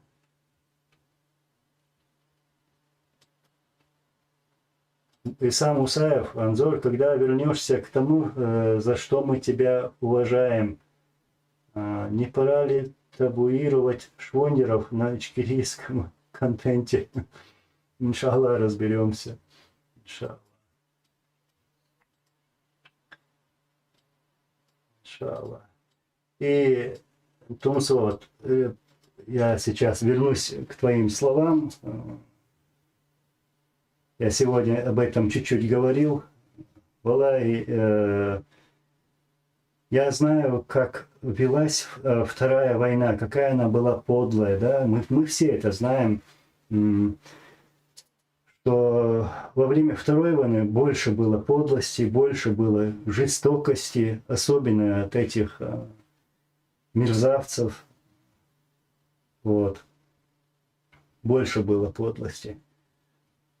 И они даже узаконили такое, что вот, мол, родственники террористов – это тоже террористы, то же самое. И они уже как бы официально, хотя они и раньше делали, но сейчас уже с бумажкой, официальной бумажкой, с этим законом, начали ловить родственников, мучить их, убивать их. Даже были случаи, что нашим муджахидам приходилось делать самоподрывы, взрывать гранату возле своего лица, чтобы его лицо не узнали, чтобы не мучили потом, после того, как его убьют, чтобы не мучили его родственников. Вот до чего дошла эта Вторая российско-чеченская война. Вот. И почему я хотел еще возвратиться к твоему сообщению, Тумсо. Вот. Я знаю, что наш лидер, потому что я много общался с ним, с Ахмадом Аудархановым, с ним, с отцом, он, когда они останавливались в разных населенных пунктах или в каких-то других местах, то эти места минировались. Здания вокруг или там будь вокруг блиндажа и так далее. А потом они эту тактику изменили, и был сшит такой пояс шахида специально для Масхадова. Потом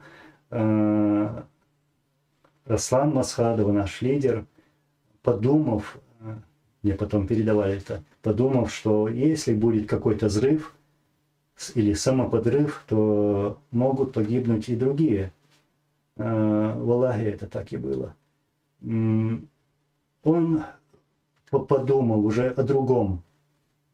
Он посоветовался с Абдулхалимом Садулаевым с точки зрения религии, что можно сделать в такой ситуации. Можно ли самому совершить, например, самоубийство, как это говорят, да? И было такое решение, что да, действительно, в таких сложных ситуациях лидеру можно только вот так и так и так. Был такой разговор у Абдул-Алима Садулаева и Аслана Масхадова. И было решено, если кто-то будет жив рядом, то он должен будет выстрелить нашего президента.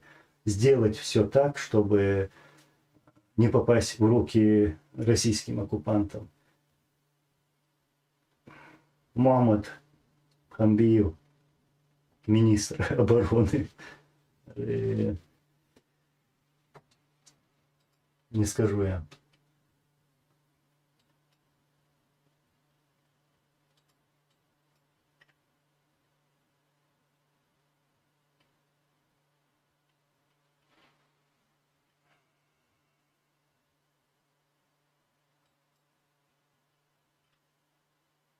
Так, еще Тумсо пишет, Абу Садам Шишани. Их потомки будут слушать о достоинствах наших героев из уст своих недостойных предков. И из их же недостойных уст будут слушать о предательстве своих отцов. иншаллах, придет этот день.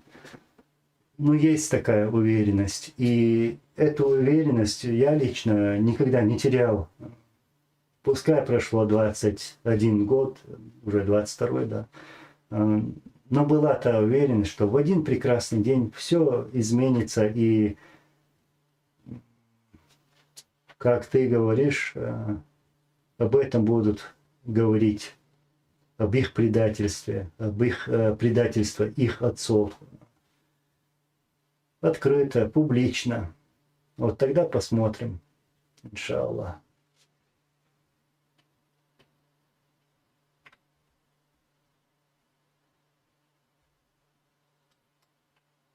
Франц Кюнхакль, ты пишешь, Аслан, многие так обращаются ко мне. Нет, Анзор меня зовут.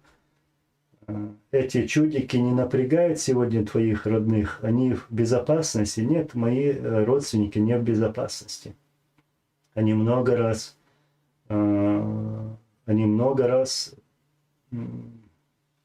сыпали угрозами в адрес моих родственников, мой адрес. И представьте себе женщину, мою мать, у которой онкология последней стадии. Вот. Угрожает по сегодняшний день. И я говорю этим мерзавцам, чего большего вы можете сделать? Кахудидерш.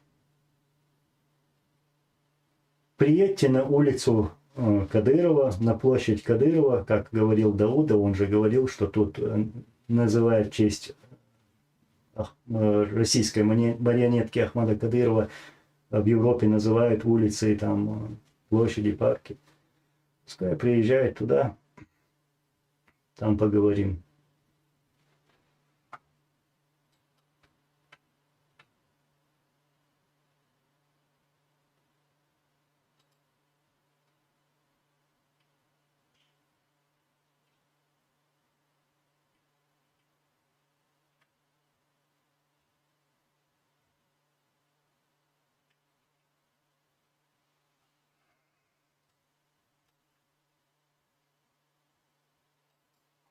Иса Медаев.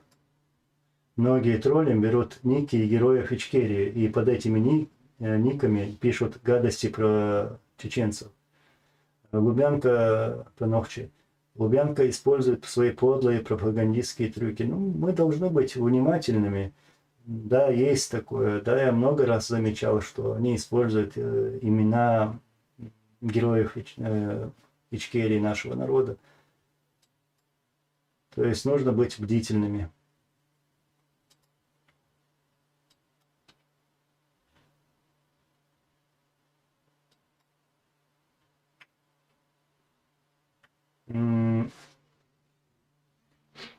Пабло Эскобар. Так, где ты? Вот. Анзор, каким ты видишь конец Кадырова? Ну, таким же, как и конец Мазлака Ушаева. Таким. Абу Садам Шишани. Так, Тумсо пишет. Но я не перестаю надеяться на Турлаева.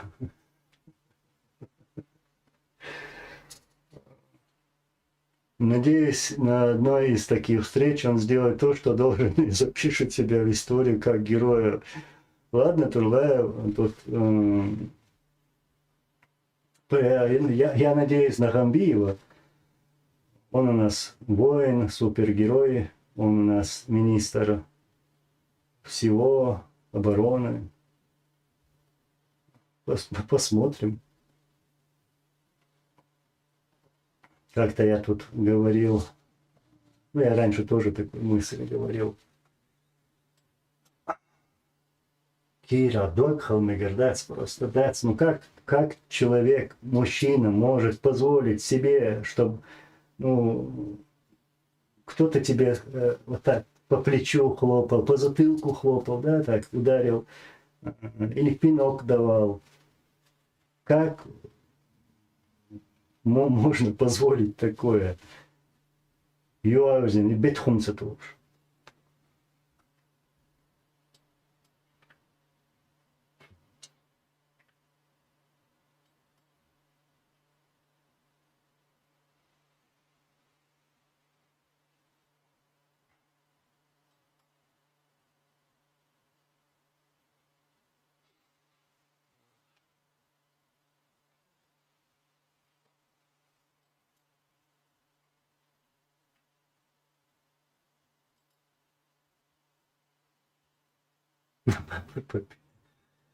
Вот у вас юмор. С вами очень интересно. Так, Иса Мусаев. Анзор, чем объяснишь, что этот товарищ не может приехать ни в одну европейскую страну, а в арабские страны ездит чаще, чем в Москву? Ну, в арабских странах их друзья, к сожалению, да, они в Арабских Эмиратах бывают часто, эти преступники, эти террористы, эти мучители народа. Бывает в Иордании, ну, я не буду сейчас перечислять все это.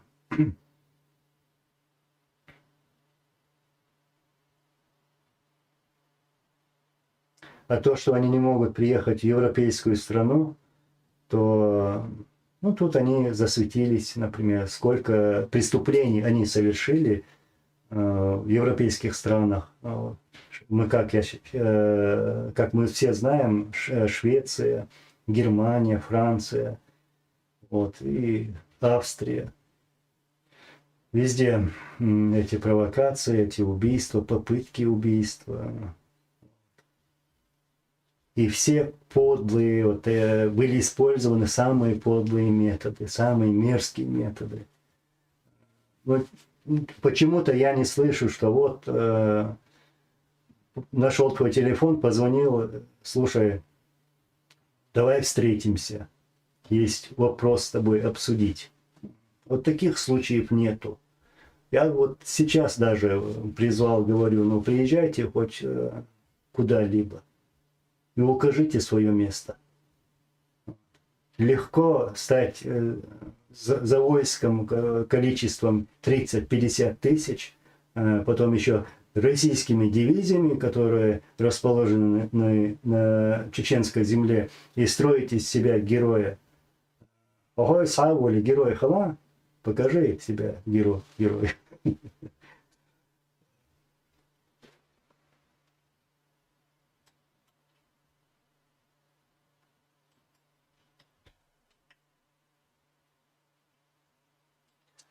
Валахи, все, вот кто там был на этом чаепитии,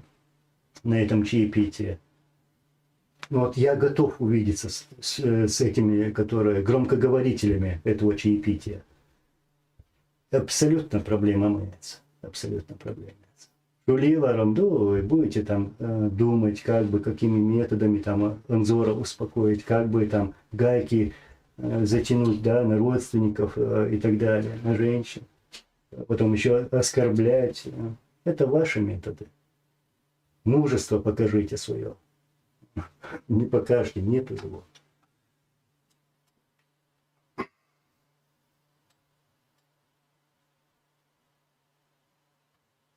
Азимат Низиев.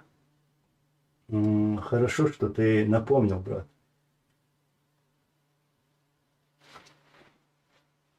Так. Анзор Масхадов, охрана, блядь, Шидуаш, Алла, Ильяс, Игорь, Амад и так далее. То есть Ильяс Талхадов и Хизар Ельцунце, его звали Хизыром, Хизар Талхадов и Амад Авдарханов.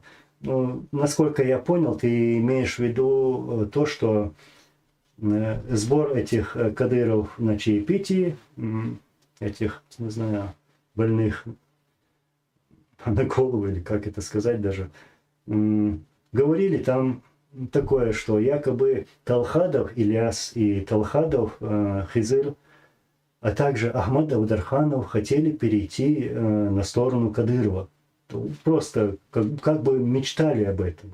вот и перешли бы. Но убили Ильяса Талхадова, потом убили Хизера Талхадова подло перед своим же ребенком, перед женой его убили. И убили Ахмада Авдарханова. Если бы не те убийства, то они перешли бы на их сторону. Это легко сейчас это говорить, потому что те люди, которые они называют, их нет живых. Вот.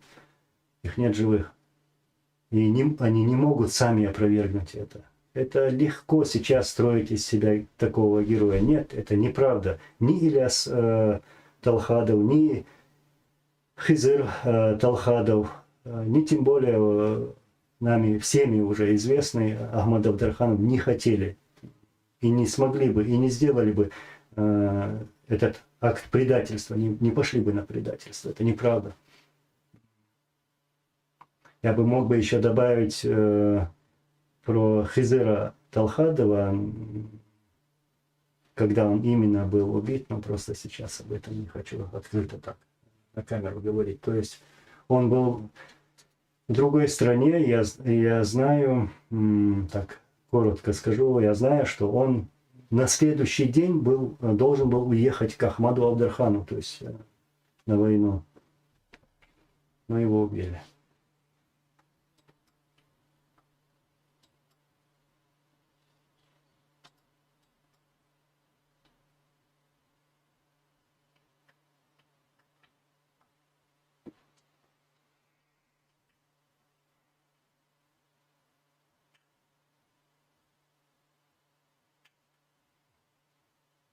Да, Мишка, перед семьей его убили, вот именно. Перед семьей.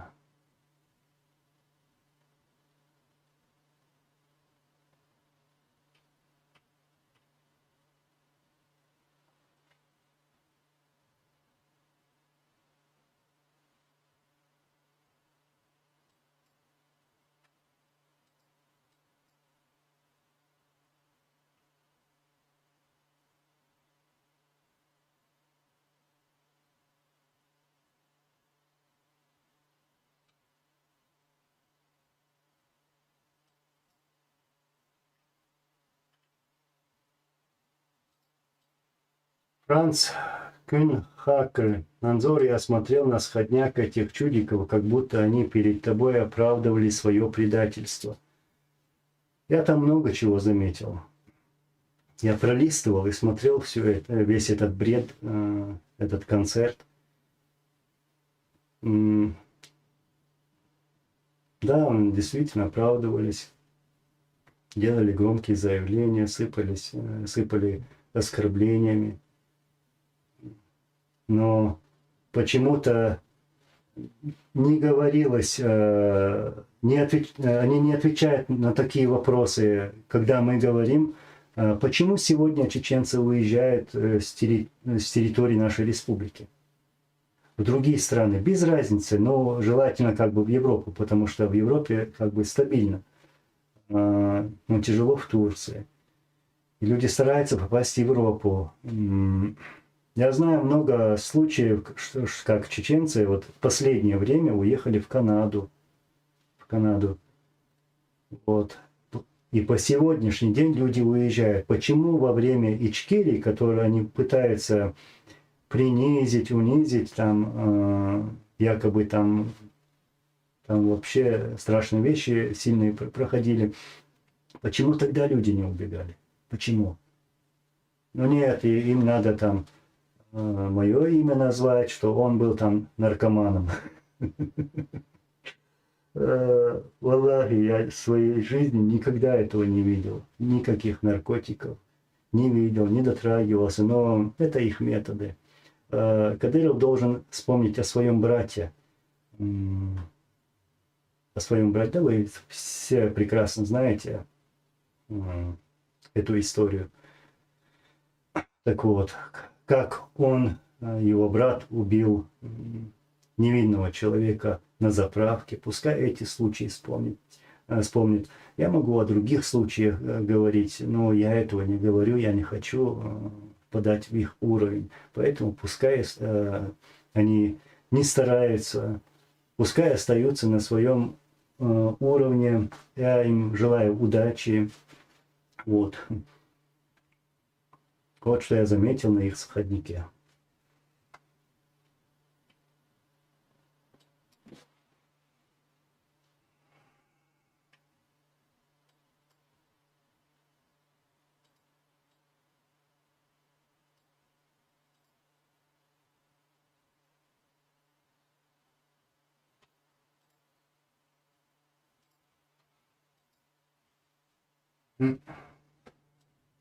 Тут Толом Хой пишет. Да, я как раз хотел об этом сказать, я просто думал. Один спросил о карачаевцев на нашей войне. Известно минимум от 300 карачаевцев, которые стали шахидами у нас. Пусть Аллах примет их шахаду. Аминь, Аллах. Я просто боялся ошибиться с количеством, да, вот сколько убито, погибли, отдали свои жизни карачаевцев, азербайджанцев, дагестанцев, ингушей. Я поэтому говорю, было много. Достаточно. Достаточно. Конечно, было бы хорошо, если бы все в таких в трудных ситуациях становились рядом. Я имею в виду всех. Тогда у нас не происходили бы эти войны, никто не смел бы провоцировать нас.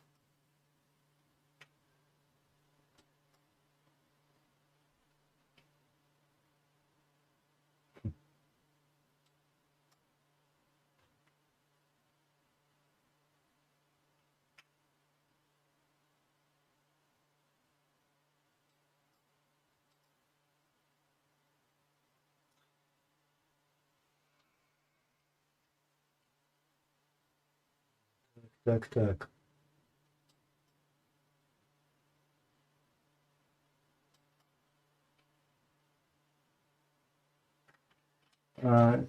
И еще кое-что скажу.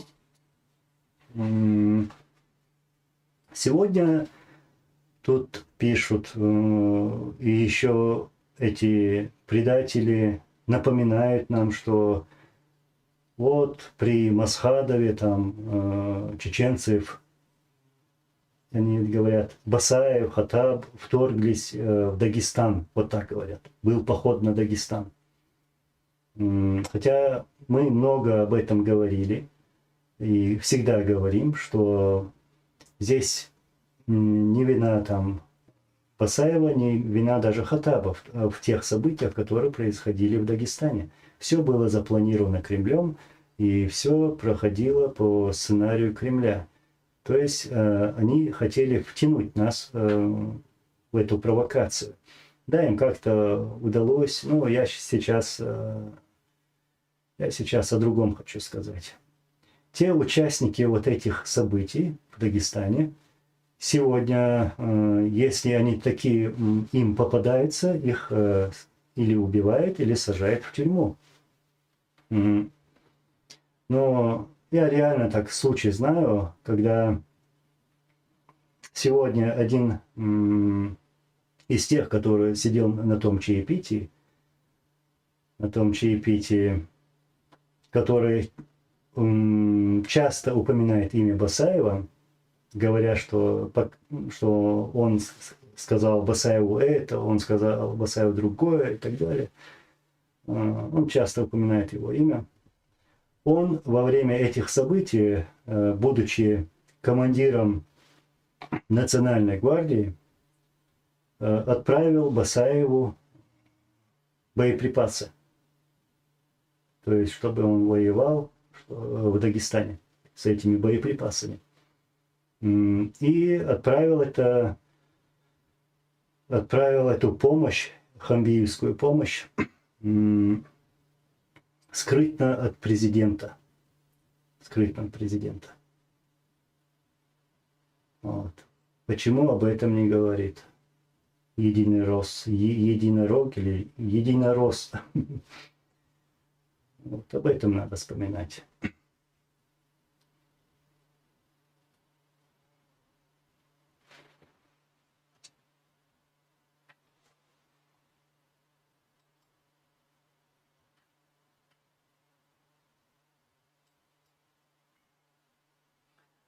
Тут вопрос, Хамбиев вообще воевал реально, он вообще известен как воин. Во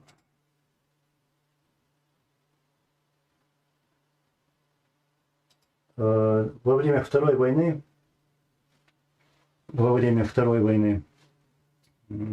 он такого участия не принимал, военного участия. Единственный один случай, который я даже могу на видео показать, и даже показывал часть, где он шашлыки кушает. Есть также фотографии, когда Масхадов посетил Биной, и там он сфотографировался, и он любит прикрываться этой фотографией сегодня, называть имя Масхадова. И я лишь скажу Хамбиеву, после всего, что ты наговорил, Хамбиев, после всех этих оскорблений, как ты посмел так низко пасть, называя мое имя, имена моих родственников, мою мать еще упоминая, сестру упоминая, после всех оскорблений я тебе лично скажу: Мухаммад, я тебе запрещаю упоминать имя своего президента, своего отца. Прикрывайся именем своего шефа сегодняшнего. Он тебе авторитет, он тебе шеф. Говори и упоминай его имя, а не то, что ты был когда-то с Масхадовым и так далее. Я тебе это лично запрещаю. А бояться.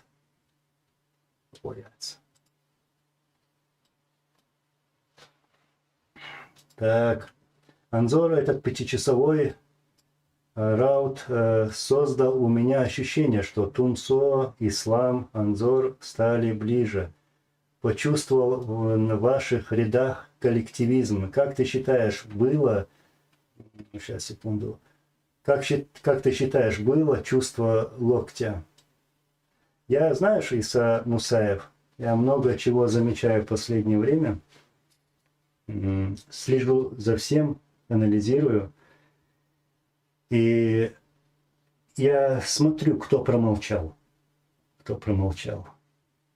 Так, поэтому я готов провести вместе эфир, даже встретиться могу, поехать куда-либо, провести даже встречу, реальную встречу.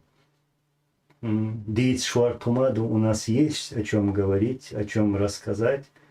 И просто в очередной раз, еще раз показывая свое согласие, я готов пойти на такую встречу, будь это реально или эфир. Мы вместе сможем сделать больше. Потому что наша цель одна. Ради правды, ради будущего нашего народа, ради будущего наших потомков мы должны делать это все вместе. Аллах, это больше ничего.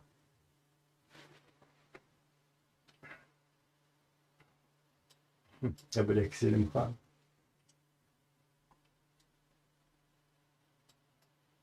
Дейцера Сила, мне эта личность надоела уже говорить о нем. Пишет, шашлыки ел, да, двумя руками лопал.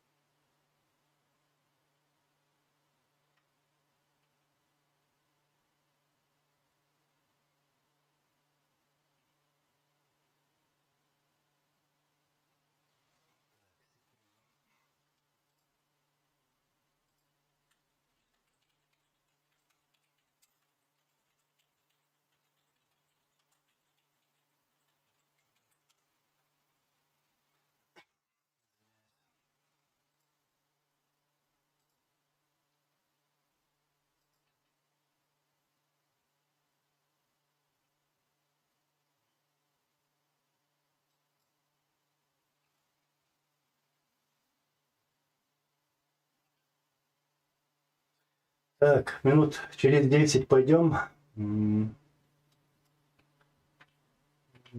То есть я сейчас последние вопросы просмотрю, а потом уже пойдем.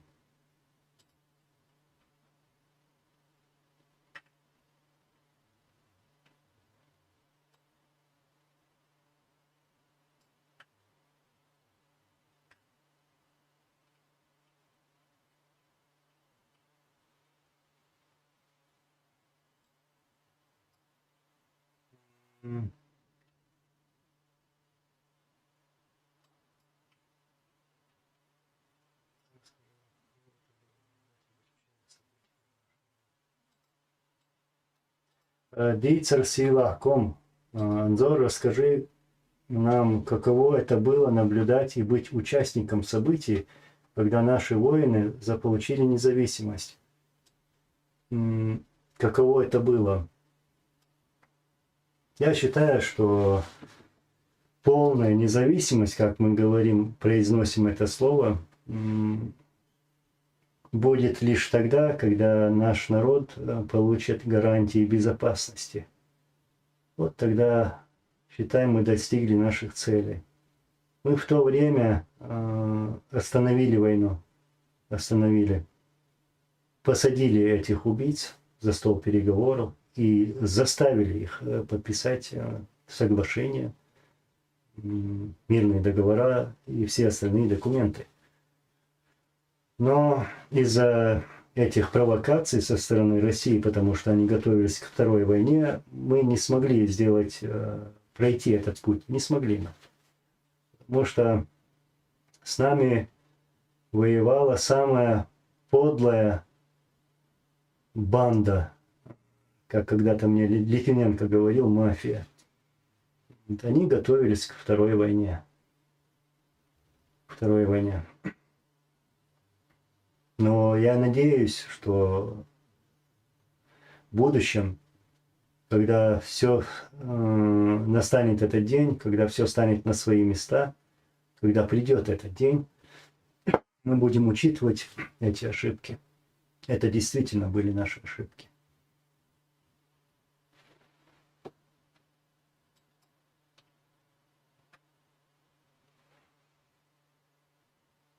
Да, борца борьбу.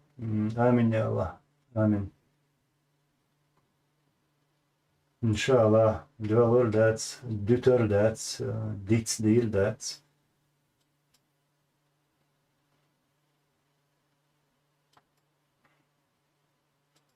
Василий Докторев, Анзор, сделай свой канал постоянной работой, график стримов, ролики.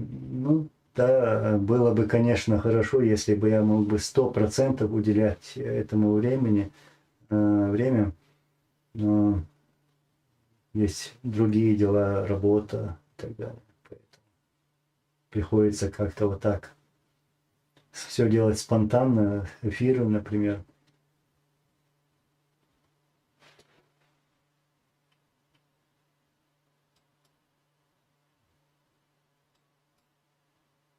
Citizen of Ичкерия, Анзор, валикум салам. Что подразумевается под гарантиями безопасности, что она в себя включает? Аслан часто упоминал об этом.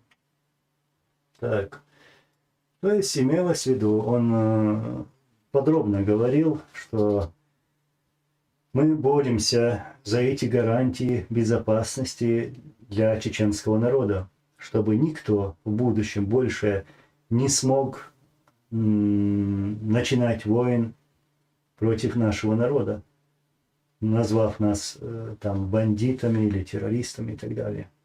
И если бы такие гарантии были бы у нас, гарантии безопасности, то и другие нам смогли бы помочь уже как бы открыто. Имелось в виду, в 98 году, кажется, была встреча Масхадова и Ельцина, двух президентов. И нашей чеченской стороной был подготовлен документ, который, в в котором Россия признавала Чеченскую республику Ичкерия как независимое государство. Но Борис Березовский не позволил Ельцину подписать этот документ.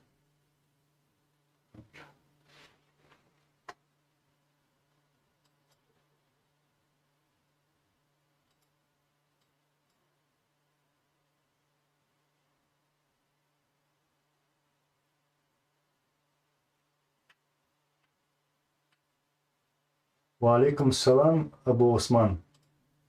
Видел обращение Шаа к тебе? Я видел все обращения. Обращение Висхана и там еще одного.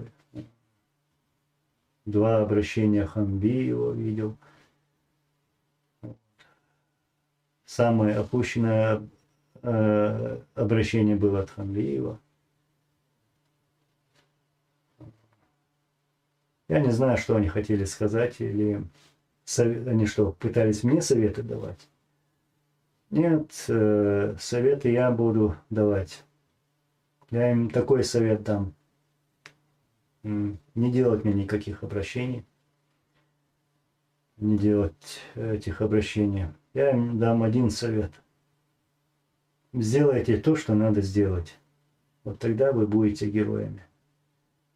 Используйте тот шанс, который Аллах оставляет для человека.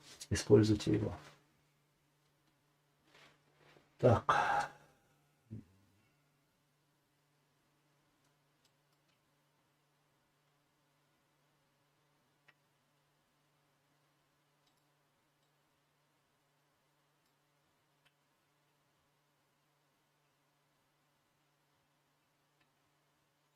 Так, пойдем сейчас к завершению, да. Ну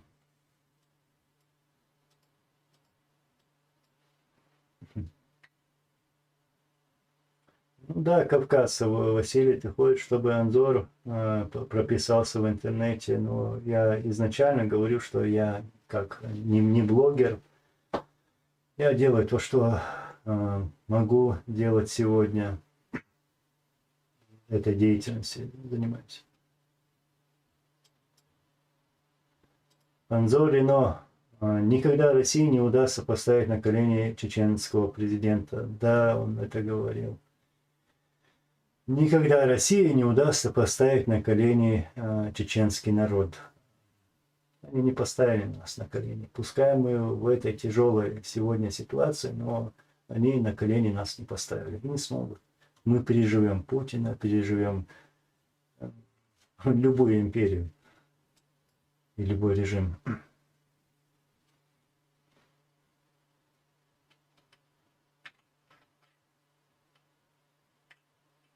Так, сейчас я еще через минуту уже пойдем, зачитаю Ису Мусаева. Тумсо и Ислам отреагировали моментально на выпады против тебя, Анзор. Отреагировали на все 100. Анзор, я заметил, что российские либералы обходят тебя стороной. Чем объяснишь эту любовь? Ну, я еще раз скажу, Иса, я вижу, кто отреагировал, я благодарю их. Те, которые поддержали меня сегодня, я это ценю. Я это ценю. А те, которые обходят стороной, говоря, что это не наша тема, мы не сможем их игнорировать на все 100%. Да, это не наш уровень. Это не наш уровень. Я имею в виду тех марионеток. Но мы также не можем их игнорировать. Не можем. Да, надо делать акцент на том, что главный акцент на том, что враг в Кремле, это Кремль виноват, Кремль навязывал войны. Из-за их политики, из-за их планов страдал чеченский народ. И они виновники того, что сегодня происходит на чеченской земле. И они виновники того, что происходит сегодня на Кавказе. И против них мы должны как бы высказываться, работать. Но вот этих марионеток мы игнорировать тоже не можем.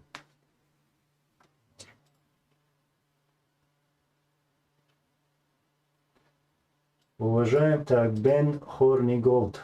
Уважаемый Анзор, а вы видели лично Джохара Дудаева вблизи? Да, видел. Во время Первой войны несколько раз видел. То, что сейчас вот вспомнил, это селение Рошничу, там съезд был. Там потом в 95-м году, сейчас я боюсь ошибиться, февраль, кажется, месяц. В Валерой он приезжал.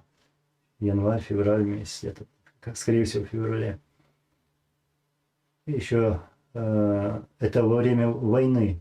А так, до войны я часто его видел, потому что я был рядом со своим отцом, когда он был начальником главного штаба. То есть я его часто видел в президентском дворце, ну, скажем, неделю, 2-3 раза, вот так. Алейкум салам ва рахматуллахи ва баракатуху. Так, ну что?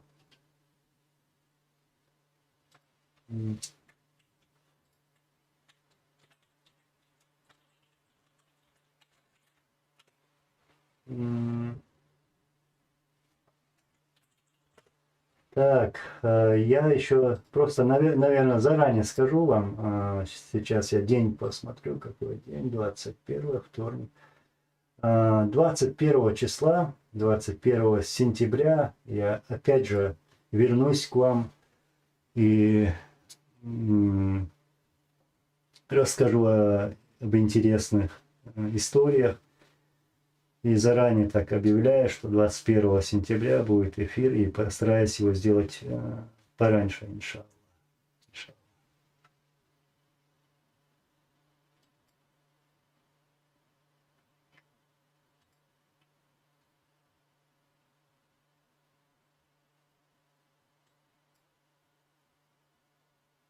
Как найти, знаешь, ты пишешь об Арцуеве, да?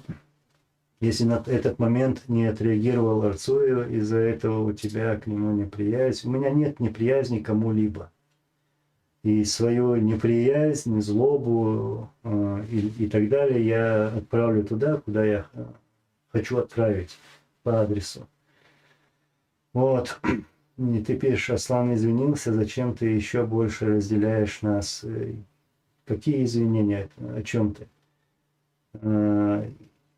Я никого не разделяю. Я, наоборот, сторонник того, чтобы все были вместе. И я ничего не говорил, не начинал.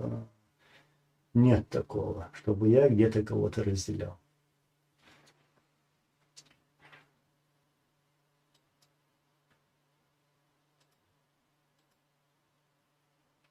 Когда что-то происходит, нужно пытаться молниеносно всем одновременно реагировать на вещи.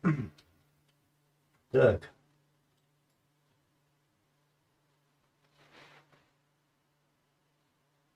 Про пендель, да?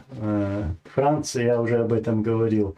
Хорошо, тогда завершим сейчас эфир. Я еще раз повторяю, что 21 сентября мы еще раз увидимся, иншаллах, по воле Аллаха. И вот постараюсь чуть пораньше. И всех благодарю. Все, иншаллах, будет хорошо по воле Аллаха. Аллах, рейсуй масана. Благодарю вас. Спасибо. Ассаламу алейкум ва рахматуллахи ва баракатуху. Аллаху акбар.